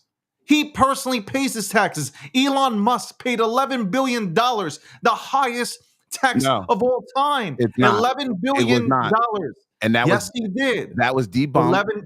And I'm going to tell you why it was debunked. It's $11 billion. $11 billion. The next year, he didn't pay any taxes because he didn't have to. Okay, but he paid $11 billion. That's why these stupid little laws are coming out. Unrealized tax gains. Can I debunk this just one time? You can debunk anything you want. It's an untrue statement because there is a difference between personal taxes and corporate taxes. And so, what's old man's name out of Omaha, Nebraska? Warren Buffett basically said that Berkshire Hathaway, he gave their numbers, right? Berkshire Hathaway wrote the largest check ever, right? But then Berkshire Hathaway then says, hey, if 800 companies did this, no American would ever pay taxes. Wait a second. If 800 companies paid their tax rate, no American, 380 million of us, wouldn't pay taxes? Well, what the fuck are we waiting for? If 800 companies can cover everybody and we all could then take our money and then spend it as we choose on the products we choose in the domestic local markets that we choose, our economy flourishes. Instead, we take these 800 companies and we give them these massive tax shelters. So what is more important? Giving massive tax shelters to 800 individuals, because remember, corporations are people according to People United. Or is it more important that the 380 million of us get that? That's where I'm at, David. The difference between saving 800 people and saving 380 million people is almost like, hey, is it worth shooting one dog to save all the dogs? You just took my comments and you just, as usual, and 33,000 jobs could have been created in Long Island City. I'm giving you an example. It's a place that needed that money. And they needed those, like, first of all, it needed that revenue. It needed those jobs desperately. That area needed it. And AOC and the rest of the gang said no because of their hard-on for Jeff Bezos and wanting to see him pay more, and also wanted to see Amazon pay fully 100% and not get any incentives, which companies do deserve if they're bringing business to your state. You should be able to go ahead and get incentives because you are incentivizing. You are bringing a product that will employ thousands of people. It's not that hard. This is the problem that we have in the United States of America. We're not united, we're divided, and we serve our political parties. So instead of voting for the land, we vote for the party instead of what's best for the land. And that is the biggest fucking problem that we face. And we desperately need somebody that can go and come into office and say, you know what, guys? I'm going to work with you and I'm going to work with you. And we're going to all work together as we should work together. And we're going to make America fucking great. We're going to make America prosper. We're going to get people into positions of getting an opportunity. We're going to create workshops everywhere, not just in middle class and high income areas, but in inner city areas. We will create those workshops. These type of things need to be tackled. You want to go ahead and bring out this UBI shit? Give it to people, but incentivize them when they get it. So they're not just like, yo, I'm getting this shit and I can lay out and get a tan. No. I get this because I have an opportunity to get in at some sort of entry level elsewhere and then finally get a yearly salary of $30,000 to $50,000 per year. And then I can start leveling up. These things need to go ahead and be put on paper. What does $30,000 a year equate to per hour? Giving out. All this money is consistently given out with no incentive. If you give somebody money, there is no incentive for them to ever work. You give somebody money, here you go, with nothing else. Absolutely right, David. You're right. You are 100% right. And let me tell you why.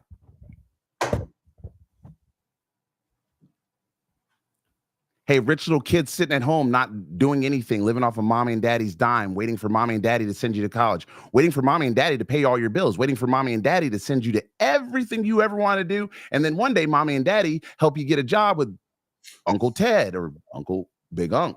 And then one day, literally your whole life has been given to you. You never had to work hard. And then you fall under the illusion of, I'm a hard worker because you sat up and you studied charts for 8 hours. Fuck you. Because your mommy and daddy paid for your whole life. You are the epitome of welfare. You got taken care of. They strung you around. You did whatever it took. Matter of fact, I was with a dude not too long ago, loaded. When I'm talking about loaded, like it was at the Olympics, loaded. Doesn't have to work a day in his life. And I asked him, old homie, I said, yo, bro, what'd you end up doing? Because I know homie from back in the day, like he ripping and running the streets like he homeless or something. Because it was fun. But I asked him, I said, what are you doing these days? Oh, I took over my dad's hedge fund and, I'm working there now. I was like, what do you do? He goes, oh, I just run it. But like, what do you do on a daily basis is kind of what I asked him. I was like, what'd you do? He's like, well, we've got these investment funds and I just take the money and I invest in things that, I find cool and I'm looking for opportunities. And I literally looked at him. I was like, bro, you are still being spoon fed by your parents. You are welfare. You will be taken care of your entire life. David, whether you like it or not. That's not it. That's what it is. That's not it. You're talking about being like, you're talking about being born into the you are talking about being born into the Lucky Sperm Club. Look, you're not talking about you're not talking, you see, like you're talking about the Lucky Sperm Club. You're not talking about that is what they are on welfare. They are not hard workers. They have done nothing to earn that wealth. They that's don't on their parents. That is on the parents. They have not done anything. So guess that is what? on the they family. are no different than the parents who like, girl, you don't need to work. You can just stay in this housing for all your life, and you can get a $300 check. And if you have 2 more babies, they can give you $1,200. Like there is no difference. But that's it. You just named it. It is literally the same. That's what we're talking about, though. People do not know how to work. David, they're all lazy. Rather they're rich billionaire kids or they are poor people. We're talking about lazy people fuckers that are not willing to work. And so we have too many of them. We need more people in the working class. We need to bring back our middle class. And you know how you bring back your middle class? You pay them good living wages and you don't inflate the price to the point they can't afford it. Bro, what are you like? You're twisting the narrative. Ford was you're twisting it all. You're literally twisting everything. I'm not twisting anything. I'm giving you what is been historical done. They have literally made it so that people in the inner cities, whether you're black, white, brown, they are dependent on Democrats giving them a fucking... And the rich kids dependent on mommy and daddy. They are dependent on Democrats giving them a stimulus check and welfare. What do you think the corporations are, David? That's corporate welfare. Corporate welfare. Bro. How many times we got Chrysler, Ford? Bro, this is such bullshit. I gotta tell you, this is bullshit. Ford, GM. How many times we bailed out those fuckers? Once. 3, bitch. Go look at history. Hold on. And we needed to hold on. And we needed to, and in the 2000s, we needed to bail them out. The auto industry. We needed to bail the automotive industry needed to be bailed out. They moved their companies overseas. How the fuck you moving this conversation from one angle to another? It's like going on a date. It's like going on a date and then she going, thanks for the food, thanks for the dinner. Hey, I'm gonna go have sex with your best friend now. Bye. Bro, you're not even like you're not fucking listening. I just told you. Same thing. No, you told me nothing. You gave me word salad. You told me absolutely nothing. Oh, same thing. Bro, I'm talking about people that have been for decades, centuries, dependent on the fucking government. The rich kid that you're talking about doesn't depend on anybody. He's going to inherit money. He does. He depends on somebody. No, he's going to inherit money. Inheritance. You're talking about his two different whole life things. is dependent on someone else. Oh my God. Tell me the difference. Honestly, man, there is a difference. Why? Because his parents gave it to him? But bro, it's inherited. They've been sucking off the corporate welfare tit their whole life too. Bro, but the kid inherits the money. The kid is inheriting the money from the family. It didn't do shit. They didn't do shit. I'm talking about people that have never gotten an opportunity. Oh, you're right. There were people that didn't get an opportunity, David. And they still don't. Were people. And they still don't fucking get an opportunity. Right. You're absolutely right. There are still you're not even fighting for them. Well, first off, I am fighting for them, and I'm saying this now. And you would never elect Harris. What are you talking about? If you did, you would, because all of the policies are. What did Biden do for the inner city? Credit reform. Go down the list. Supporting American innovation, providing pathway to middle class. You know what? These things we all have to get the gap. You can say all these nice things, and you can wrap them up and leave it there for fucking Christmas. Give me one policy that Trump said. Give me one fucking policy. Give me one fucking policy. Look at his fucking policy. Look at the 4 years. Give me the one policy. Stop. Our country was thriving. Give me the one thriving. Because Obama and Biden had a thriving government. What are you talking about? Obama and Biden the last 2 years of administration had a thriving government. Holy fucking shit. They took over from George Bush. They took over from George Bush. Oh my God. They took over from George Bush. Did they not? And the last 2 years was the market not thriving. Was the last 2 years market not thriving? Tell me the last 2 years, was it not thriving? Go ahead, look. Look at the data. I said just tell me the last 2 years. Yeah, the data doesn't lie.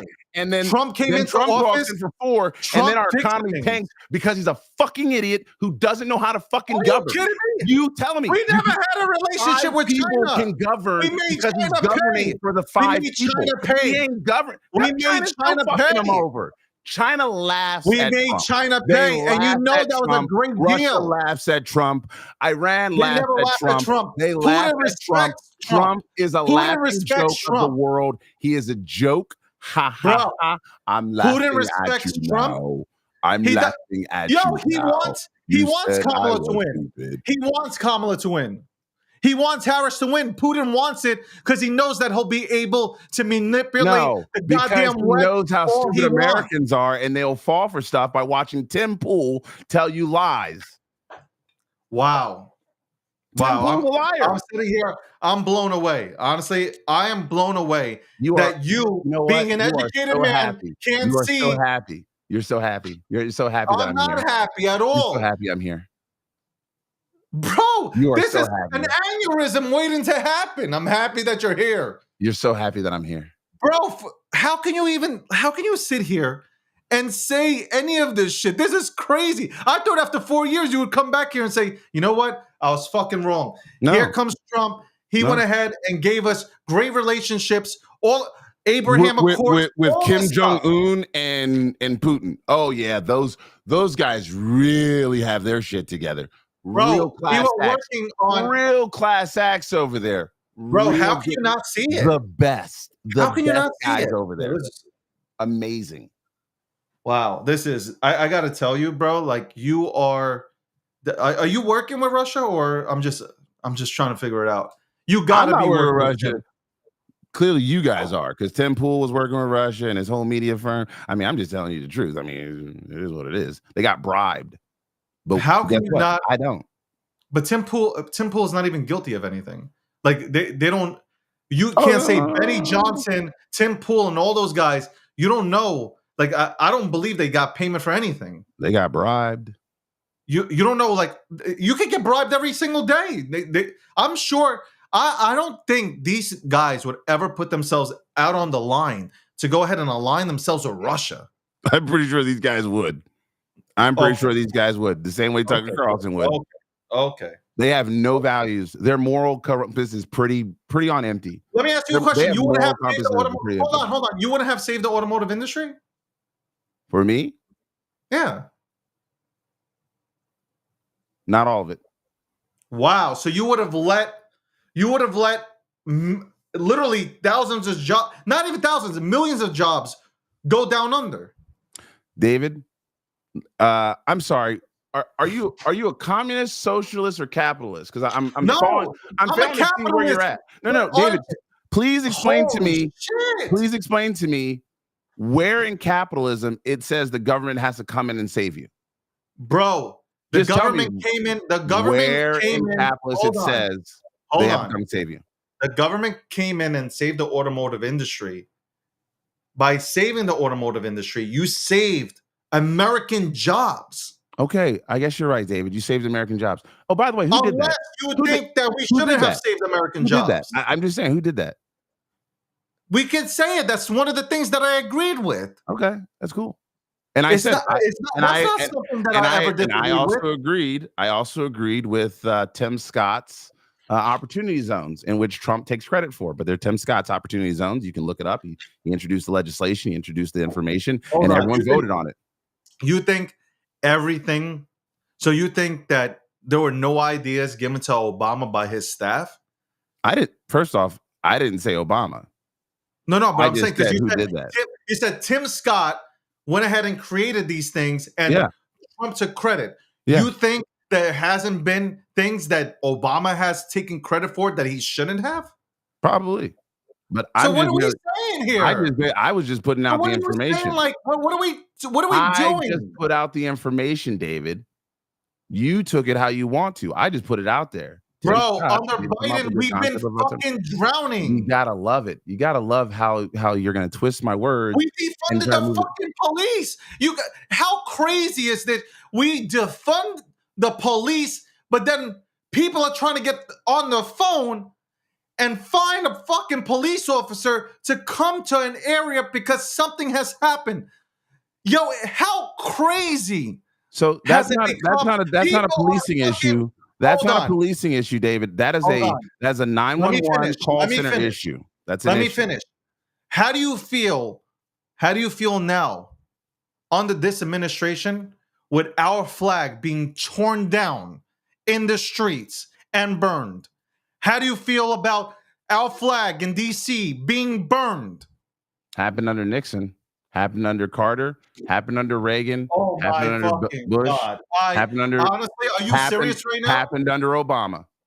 I'm just giving you the historical context. It has happened under every president since 1966 or no, I'm sorry. Bro, do you not see what's happening in this country? I don't know. Do you David, not see what's happening to David, other? our country has survived far worse, and we will survive again. Our country will not survive that type of shit. David, we survived it. People were burning American flags during the Vietnam War. Oh my God! Like honestly, like I can't kill. I can't. Hold on. How am I bad for telling you we survived it when they were doing it during the Vietnam War? Bro, our current administration has done nothing to stop it. And our past administration did nothing to stop it. David, I'm just telling you the truth. The truth is every administration has had this. We are letting in illegal immigrants. There are 10 to 15 million for the last 40 years because no politician wanted to fucking step up and make comprehensive immigration reform. The last time we had comprehensive immigration reform was in 1992. So bad. And you know what? We had a border bill. We had a bipartisan border bill. Now, 3 years in.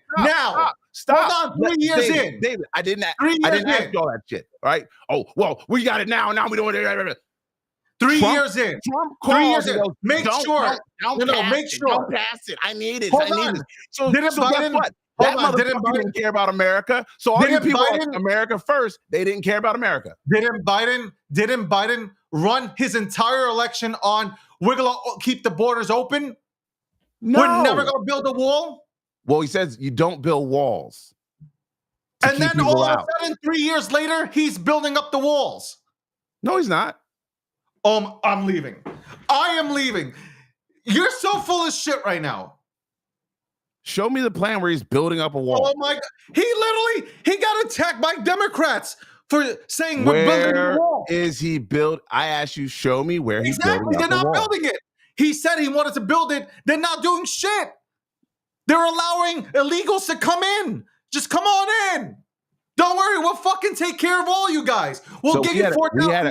We had a comprehensive immigration bill written by Republican conservative senators. Of you guys. No worries. So you know what, David? It's this funny. is what's so Mexico, funny. You don't want to hear what happened. You just want to. Mexico kicks out Americans. We take in everybody from Mexico. It's crazy how you make it. It is so crazy how you're such a Democrat. You cannot tell me that you're not a Democrat. I'm not a Democrat. Either that or you're so passionate about your hatred for Trump that you're willing to go. Yeah, it's like the Joker. I didn't say anything about that. It's not about the money. It's about seeing the world burn and shit.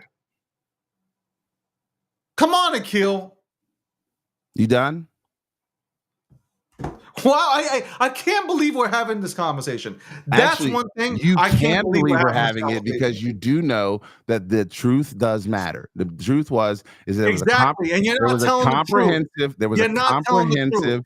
There was a comprehensive immigration reform bill in which was killed by the House, in which there's a woman in the House of Representatives who's in leadership who says that Nazis were killing Jews with a space laser. That's the leadership of the Republican Party. That's leadership. That crazy woman is in that leadership. That is not who I trust. Give me a Liz Cheney. Give me a Dick Cheney any day of the week. Give me a George Bush who can at least admit his faults. Those are the things that we want. We want civility in America because that's what our Constitution guarantees us, civility. For everyone who thinks the Constitution was written to defend and protect you, no, it is agreement between you and your government that they will not do certain things against you. That's the agreement. It's not between me and David. Me and David ain't got this agreement. Our Constitution says our government will not do these things against us, and that we have the liberties to do these things, and that we will be moving forward, and that it is to create a civil society. We're not supposed to like each other, David. I will admit that. You ain't got to like everybody. But to have a civil society, you should treat people with common decency and respect. Donald Trump does not produce that, present that, or even execute that in any way, shape, or form. So guess what? He is not upholding to the Constitution. He is not upholding to the Constitution. Who did Trump hurt? He is a representative. I just told you, David. Who did he hurt? Constitution. He is supposed to execute the Constitution to the fullest of his abilities, and that he will defend it both foreign and domestic. He does not. He does not defend the Constitution because the Constitution, like I just told you, is an agreement between the American people and its government. And the president represents the government, not himself. And any president who goes against the Constitution in any way, shape, or form, I firmly believe, should be tried for treason. And Donald J. Trump is treasonous. Full stop. Wow. He does not represent the Constitution. I mean, TDS. He does not represent the Constitution. TDS is real. I got to tell you, Trump, you know the syndrome? It's totally real. This is not a syndrome. It is. This is a person who went to school, who studied the Constitution, who understands it, and who has literally, I voted for George W. Bush the first time. Just did. Thought he was going to be good. Turned out not as great, but okay, happens. I voted for Larry Hogan in Maryland when I was there. Hey, I voted one time for Larry Hogan. Thought he was going to be good. This is the problem with Americans. They refuse to read. The problem with Americans, just like you see what's happening in the world today, especially in America. And because you hate and despise Donald Trump, which is crazy because before he ran for office, everybody loved him. That was not a bad thing to say about Trump. He was in every single video. He was in every single movie. And then he opened his fucking there was a lot of people that tuned in to The Apprentice and watched it. Okay, you had people loving Trump, and as soon as he ran, everything switched. No, David, everything didn't switch. He lied to the American people. He didn't lie about anything. He did not protect and defend the Constitution, both domestic and foreign, because I just laid it out for you, David. Oh my God. Can I lay it out? Or are you just going to lay out, like, all right, go ahead. Are you going to lay out democratic facts? Go ahead. From Bernie that wasn't Sanders. a democratic fact. That was a constitutional fact. Go ahead, lay it out. I'm going to grab some water real quick. Go ahead, grab water. Like, I don't know I honestly do not know what you smoked today to come on here with that shit. Okay. Number one, like the way you speak, Big Unk is, it has nothing to do with capitalism. It's like socialism. Okay. We had Trump in here. Countries respected us. Trump actually created jobs here. We fought. This country fought. They had a fight. We fought for our freedom over a 2% tax on tea.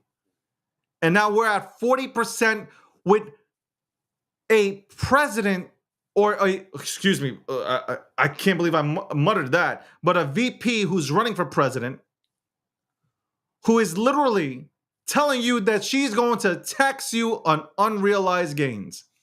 We are talking about an administration that has done nothing for anybody in this country except talk about things. We can talk about things all we want.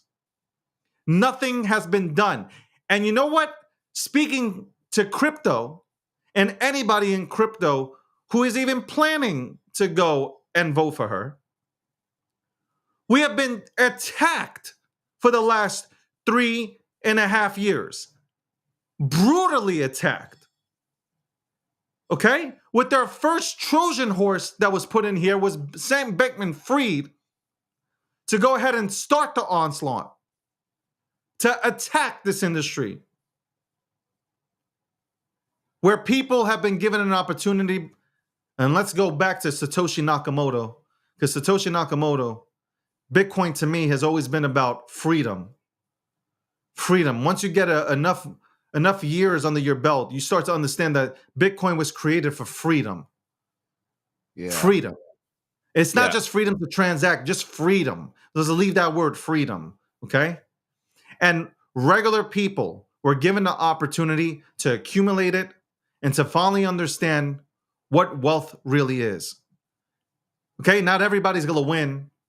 We know that. Not that wag me shit can be thrown out the window. Not everybody's gonna win. But at the end of the day, the current policies of this current administration, horrific. Horrific. If you think the numbers weren't altered, you can't even tell me with a straight face that they haven't been fucking around with numbers trying to make them look all good. I know they're going to prop up the company. Excuse me, I called it a company because it really is. The United States of America is a company. They're going to prop up the numbers to make Harris look good. The Hoteps. This is why you in the Hotep that talked the last time. Inflation. That's that weird stuff. Inflation. You think the numbers on inflation went down? Are you kidding me? David, jobs created. Government jobs were created. David, I just explained the inflation situation. Those are the jobs that are being created. Jobs that when we started, a regular citizen of the United States of America cannot obtain. Most citizens of the United States of America cannot obtain a state or federal job. You know this, and I know this because half of them didn't finish school. Okay, half of them don't have the credentials to go ahead and meet the standards. You know this, and I know this, okay? The school systems are fucked, okay? Nothing has been done to go ahead and make room in the classrooms. They're still reading textbooks from 20 years ago, okay? You're talking, as your boy would say, some malarkey here, bro. We got to do better. Okay, I don't give a fuck about I don't give a fuck what side you're on. You got to do better for this country. If we're going to do better for this country, then can we stop focusing on burning books, banning books, and start focusing on informing our educational system? What are you talking about banning books? Who's banning books? Thank you. You just led yourself right into it. Who's banning books? Ron DeSantis. Who's erasing history? Who's tearing down statues? Ron DeSantis. We're tearing down statues. Okay, so hold on. First off, David, I want you to be very honest with yourself. Name one Confederate statue that was put up in or before 1920. Akil, tearing down Confederate statue. Hold on. Tearing down history. I was just in Germany. You know what? There is not one Nazi statue still up. There's not one Nazi statue up in Germany. Hold on. There is no Nazi tearing down history. Tearing down history will only lead for history to repeat itself. David, taking it out of the history books. That is a false statement. Taking it out of the history books will didn't say take it out of history books. You said and that's what's being done right now. Down a monument. I said name one monument that was up before 1920. You take down history, and history will repeat itself. David, there is no monuments in Germany for the Nazi Party. There's no monument that exists. Because the Nazis were horrific. And the Confederates were insurrectionist pieces of shit that went against the Union, and we had to whip back into place. That's what the Civil War was. You don't get a statue for being a loser. Hey, David, do you want everyone to get a trophy? Why do we take down? Everyone gets a trophy. Tell me why. I want everyone to have a trophy now because David said everyone needs a trophy. So the Confederates lost the war. I didn't say that. So they get a trophy. I would never say that. Everyone gets a trophy. I would never say everybody needs a trophy. Everyone gets a trophy now. You know you're lying. See, I'm look, one David, out here. Everybody wants. David wants everyone to have a trophy. See, where nobody gets a participation trophy. He's still my friend. You know that. Because you know that you're lying at your ass. The trophy. You are lying at your ass saying that kind of thing. You know damn well. I don't believe in participation trophies not at all. Everybody gets a trophy. You know, yeah, right. You know that's bullshit. Get the fuck out of here. You walling out saying some shit like that. He's like, everybody first, is not getting a trophy. Second, and third. That is it. Ain't nobody else getting a trophy except first, second, and third. But the Biden administration guess what? and Obama made participation trophies David, can great I just ask that? If first, second, and third get the award, Does the loser get a statue named after him? No. So in my opinion, and this is an opinion, that's some dumb stuff. Don't come at me with we're tearing down it. Bro, history belongs in a museum. You can go see it there. It functions there. It works there. It talks about the past, and we encourage people to go there. I encourage people to go visit the African American Smithsonian, the Holocaust Museum. I want you to go see the Air and Space Museum. I want you to go see the American Museum of Natural History. Like, those are museums where history lives, and in the books, we should keep it there. But we don't need a monument for that shit. You don't need a monument for the loser. The loser doesn't get a monument. No, you tear down the monument and you put a monument of the winner. Put a monument of Ulysses S. Grant. He won, at least. Put a monument of the winners. You are tearing down, not you specifically, but they are tearing down George Washington, Alex Hamilton, like the things to rip out history. You are going to repeat it. Mark my words. As for participation trophies, I think those are just idiots. I am the one who's been screaming through the roof, first, second, and third. You don't get a trophy just for showing up. Okay, you got to win that shit. Top 8 places are all Americans. Top 8 placers top 8 placers in the NCAA are all Americans. Top 8. So when you say first, second, third, I'm like, top 8 in the NCAAs are all Americans. At the Olympics, top 3. You are by far. Like, if we didn't have a brotherly relationship, I honestly would put you in a headlock. Like, it would go down. Like, there is no doubt about it. Like, absolutely 100%. I can't believe you're even talking like this. Like, I gotta speak to your parents, man. I can't believe you're fucking talking like this. Remember what happened last time? Mom and dad will call up. Yeah, like, mom and dad, Mama Bird, your friend David saying some really neat things about you. I ain't fucking with them, man. God bless them, by the way. Welcome to the Breakdown, episode 482, sponsored by Gemini, powered by G Media. My name's DG. That's Big Gunk right here. We started this show, like, when was it, 3-4 years ago? Some shit like that. Yeah. We started this show. We started it together. Obviously, Big Gunk has been doing big things. We don't agree on. Obviously, this is. By the way, I just want everybody to know. For those who know, this is not scripted at all. This is 100%. I think he's crazy, and he thinks the same of me. But, like, at the end of the day, that's my brother, man, and I would punch anybody in the face if they ever came after him. We know. Hey, let me answer this question that came in. When I spent a month in Europe, and what I was doing over that time, this is why my skin looks great, is I was walking every day. And since I got back, I haven't stopped. I walk 5 to 7 miles a day. I'm drinking nothing but water.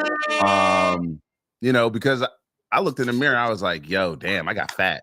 So started walking. And you know what? I love it. I'm not even bullshit with you.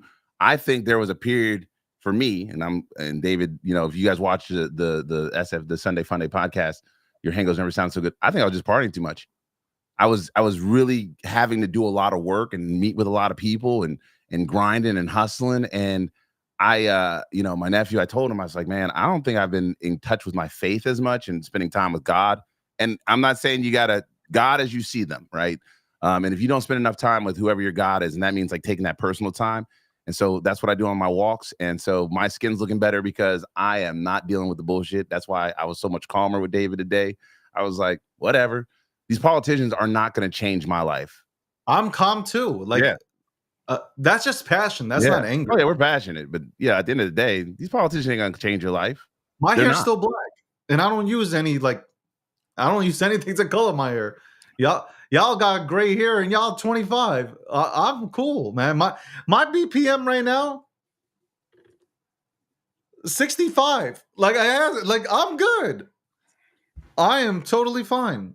But I just honestly, for me, you already know this. I love America, bro. I love America. And and I will do everything possible to be outspoken about the things that I see that are wrong. Like, and I see people taking to the streets like I've never seen some shit like this, where people are just like being, bigots and anti-Semitics, and like all this shit is happening, and like, nobody's really saying anything. And I'm going to use this platform to, speak up for the for those who can't speak. You know what I'm talking about? And I've always been that way, and I don't give a fuck. Yeah, I've seen in numbers. Like, we didn't even talk about this. We're a month away from the anniversary of October 7th, and last week 8 Americans were killed. It's funny how that's not ever included. Hamas, two by Israel, but I'm like, 8 Americans were killed, and everyone's just kind of ignoring this. 8 Americans. Nobody ever talks about it. Nobody ever talks about it. Yeah, it's ridiculous, man. Like the Americans don't mean anything. They do. Like, legit, Americans mean a lot to me. My friends, I got friends that didn't make it back from war. I got a brother who came back from war, but if you ever got a loved one that comes back from war, they don't come back the same. There's something different about them, and you respect it. You give them their space, but nonetheless, that's what we're dealing with. And when I heard, last week 8 Americans are killed, nobody bats an eye, and everyone goes, it's. They start pointing fingers again. I go, 8 Americans are dead. 8 families will never see their children again. 8 loved ones will never get to hold somebody. And when I hear that, I'm like, there's got to be an answer somewhere. Like, this stuff's got to end. This war stuff is not our business, and we got to find a way to make sure that we help people exist. Israel does have the right to defend itself, but Hamas is a terrible organization. They don't represent the Palestinian people, so they should be removed. But how do you do that without hurting people? That shit's hard. You know what? I'm anti-war. You know how I am. Yeah. I don't believe in war. I wish it would end like immediately. Legit. Like, I wish it would just fucking end. I've seen so much hatred. I've received hatred recently. I've seen hatred towards Jews now, and it's crazy. It's nuts. And it's like, it's becoming okay again. It's becoming okay. And a lot of people tell me, hey, Dave, don't talk about it. Literally, like, Akil, Really? I'm getting, don't talk about it. Why? Don't say a word, because like it will ruin your brand and shit like that. I'm like, ruin my like, hold on, I can't speak about this topic. I are you kidding me? I can't even defend myself. I'm sorry about that, bro. No, I don't want pity. I'm not a victim. You know what I'm talking about? Like, it ain't none of that shit. But it's just like, like, we are in this place in the world right now, which is, it's awful. It's awful. It's completely, utterly awful. And like, I would listen, in a happy world, in a world that I could create, I would love to see no wars and everybody get along, but that shit won't ever happen, right? It just won't ever happen. This is why I don't believe in aliens abducting human beings, because there's no way they would take any of us over to their country. There would be an immediate war started on a peaceful planet. You already know what would happen. You bring one person in, one person gets put on a planet, there's a civil war that breaks out because somebody whispers in the air, and a human being would be like, he was talking about your mama. Done. We are in a war, on that planet. So I don't know, man. For me personally, I hope all this shit ends. But when I see all this shit happening in America slowly, I'm like, we need to end it quick. We need to nip it in the bud before it becomes an issue, a bigger issue. That's what we need to go ahead and do. Make sure that we nip that shit in the butt before it becomes an issue. By the way, this was the Breakdown, episode 482. I guess we'll bring Big Gung back to talk about sports, because I gotta talk about Daniel Jones, and like him, he needs to go tomorrow. Like, not in, like, I don't want him here. Okay, play play somebody from the XFL. You know what? He would be a backup in the XFL. Wow. He would be a backup in the XFL or whatever they call it now, the UFL. I think it's the UFL now, whatever it is, or the USFL. I don't even know if he would start in the CFL, okay? Get this man off my team immediately, okay? Neighbors is going to ask for a trade, okay? We have a generational wide receiver who is going to ask for a trade by week 4.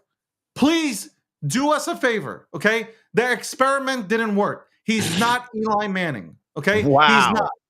He's not Eli Manning. We should have known when he ran the ball and he tripped on like the 10-yard line against Philly, where he had an open touchdown. We should have known. We paid him $160 million, but we couldn't find money for Saquon Barkley, who scored 3 touchdowns on a horrible field in Brazil, scored 3 touchdowns. He could have scored 4. This is what we passed on, a generational back who could have probably played into his 30s for Daniel Jones because he grew a beard and because he might be going out with Kay Adams. Really? That's it? Y'all petty. Y'all petty, but y'all had a better week than my guys. I mean, shit, we had to deal with the NFL once again coddling Patrick Mahomes and Taylor Swift and Kelsey or whatever his name is, Travis, because guess what? Once again, the Ravens got hosed.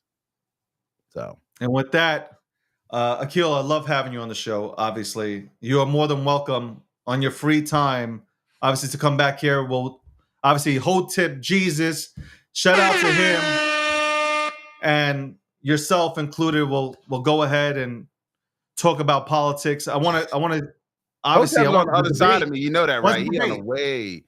When's the debate? What debate? Debate's tomorrow night. Tomorrow night. We might even stream this debate.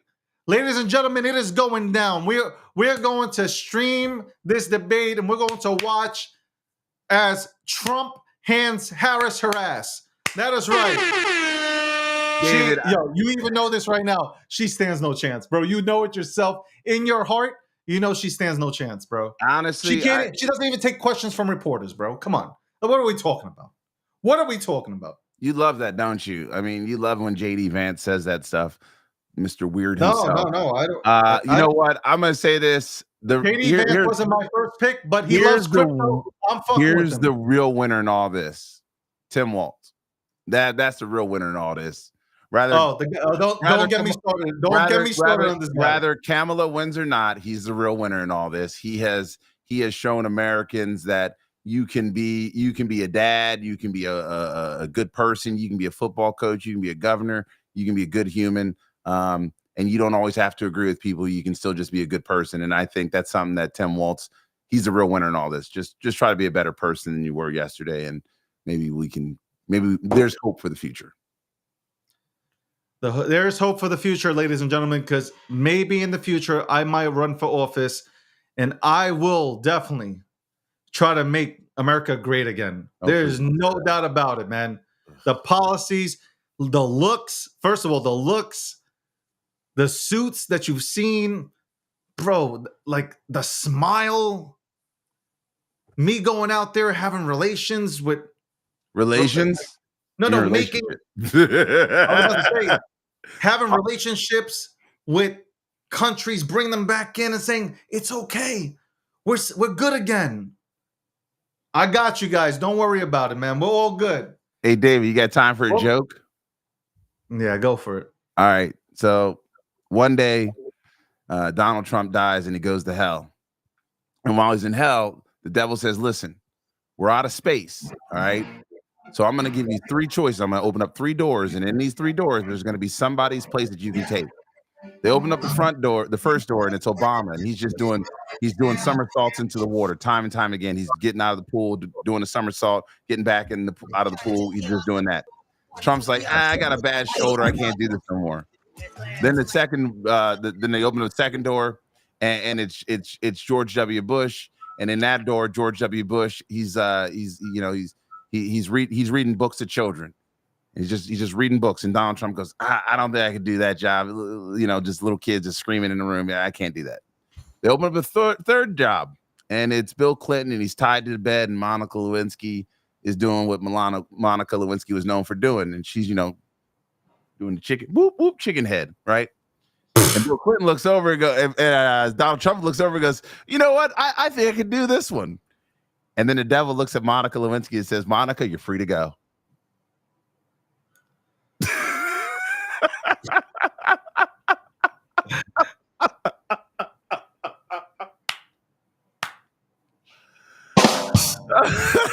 Hey, you wanna hear a joke?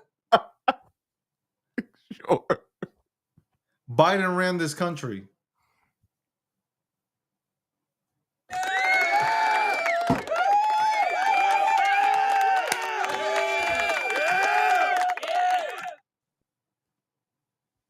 Knock knock. Who's there? Biden. Biden who? Exactly. And with that, folks, shit, I just came up with that too. Yo, I just on the spot.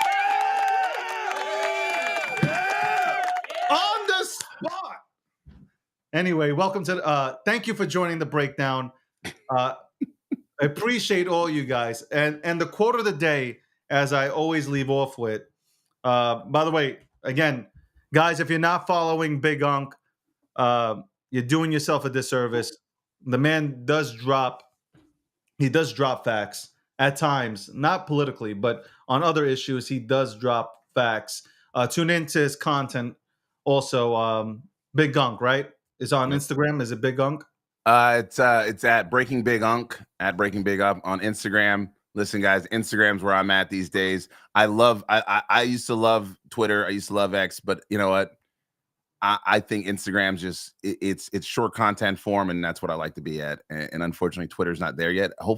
X isn't there yet. Hopefully, it will be soon, where you can do some short content stuff and have fun with it. But right now, it is just a lot of work. Stay tuned, because we're gonna obviously, Unc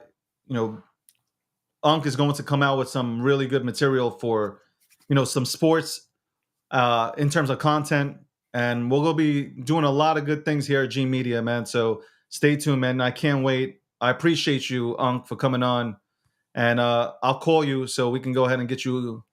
We need to have you on every week so we can go ahead and just smack each other around. You know what, David? I would love to be on at least once a week, or at least every other week, or something like that. Because every other Monday I'm actually off, which is weird. Yeah. Because weird. because what I did is I set up. That's how I set up my schedule. Is I gave myself every other Monday off so I can, while other people are running around like, oh, I want Friday off. I'm like, nah, get that Monday. Number one, flights are cheaper on a Monday. Number two, you can come back from vacation and like actually be chill, instead of having to jump right back into work. See? So always give yourself that Monday. Don't worry about that extra Friday. And you can go to the bank. I love you, brother. Honestly, I do. I've made a lot of relationships, not a lot, but close ones. Yeah. And you're not an acquaintance. You're a brother to me. So I appreciate you very much. You know that. And looking forward to continuing to build our brands together. You got to get these though. These Nikes. I'm telling you, these Nike slides, David. I know those shoes. Those shoes are dope, but you gotta get these. Armina. Oh, shout out, running with Armina. You got those from her? There you go. No.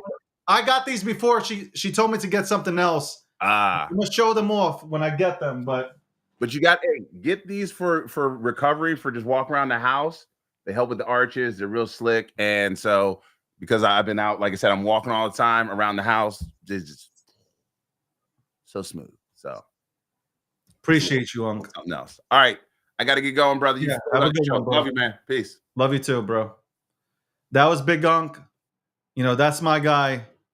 That's somebody who's been with me for a very long time, and I do appreciate him very much.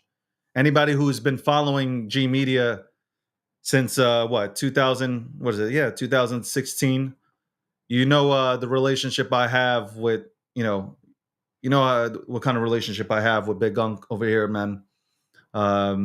We don't agree, definitely when it comes to politics. We don't agree, And I don't think we ever will. But at the end of the day, we do have one thing in common, and that is we want to see America thrive. Like I think me and Akil, that's one thing that you can take away from any of these episodes that we've ever done with each other, podcasts and whatnot, is that we both love this country. His family has served. I love his parents. Shout out to his parents. Really good people. He's a great person himself. Great interviewer as well. He interviewed Michael Saylor, a lot of people for the G Media Network, and I'm happy that he'll be doing a lot of sports pieces for the G Media Network. NFL, NHL, wrestling, all that stuff, everything that you can imagine.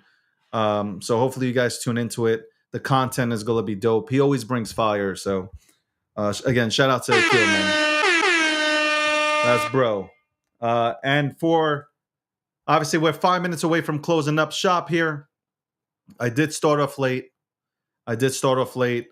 due to a power outage that affected half the island. So let me read this out to you guys, and then I'll be on my way. But one thing about the markets, guys, they'll recover. You don't have to be nervous. It'll recover. We'll be fine. But understand this, and it's something that I tweeted about.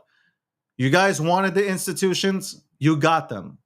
But understand, when you bring on the big boys that have been in the markets for years, if not years, let's talk about decades.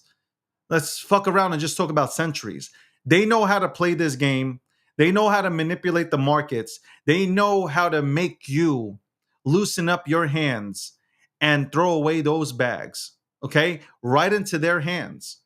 That's their game. They will try to take away every single legitimate asset in the crypto space. That means they will go after Bitcoin and Ethereum and make sure you sell everything to them. They will pick it up. They have been picking it up. They will try to acquire as much as possible, and they will give their people the greatest entry points so they can come in here and they can continue to control the narrative. That's why I wasn't so fond of institutions coming in. That's why I was betting on us as an entire industry to move forward. Okay? If it would have took us 5 to 7 more years for crypto to be adopted, fine. I was with that. There was no rush. But for those who hold bags and saw that institutions were interested in BlackRock and Fidelity, go back to my podcasts where I talk about this. Go back to the podcast and see how I talk about this, literally this subject ad nauseum. I didn't want them here. But since they're here, now accept the game that they play. They will make you feel nervous. They will make you question your conviction plays. They will make sure that they get half of you to sell your bags to them. So just know that. And once they're done, then they'll allow the market to rock. Period. Plain and simple. As for the quote,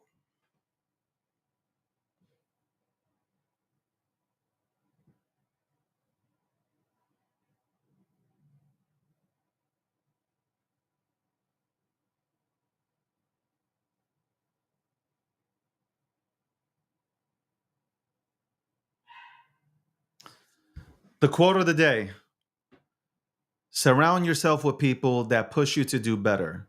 No drama or negativity, just higher goals and higher motivation. Good times and positive energy. No jealousy or hate, simply bringing out the absolute best in each other. I'll say that one more time. Quote of the day: surround yourself with people that push you to do better. No drama or negativity, just higher goals and higher motivation. Good times and positive energy. No jealousy or hate, simply bringing out the best in each other. And with that, I thank you guys for tuning in. I appreciate you guys. I'll have the suit on tomorrow, 11:30 a.m. Eastern Standard Time to 1 p.m. We call this the Breakdown. It'll be episode 483, sponsored by Gemini. powered by G Media. Shout outs to G Media. Love everybody who bleeds G Media. We're taking it to new levels. We got stuff to announce. I appreciate everybody who has dug in and gone the extra step to making this company successful. And shout out to everybody who follows me. I appreciate you guys giving me a platform to speak on. Without you guys, I have no platform, no matter how loud the voice is. Have a great Monday. Stop fucking panicking. Everything will be all fucking good.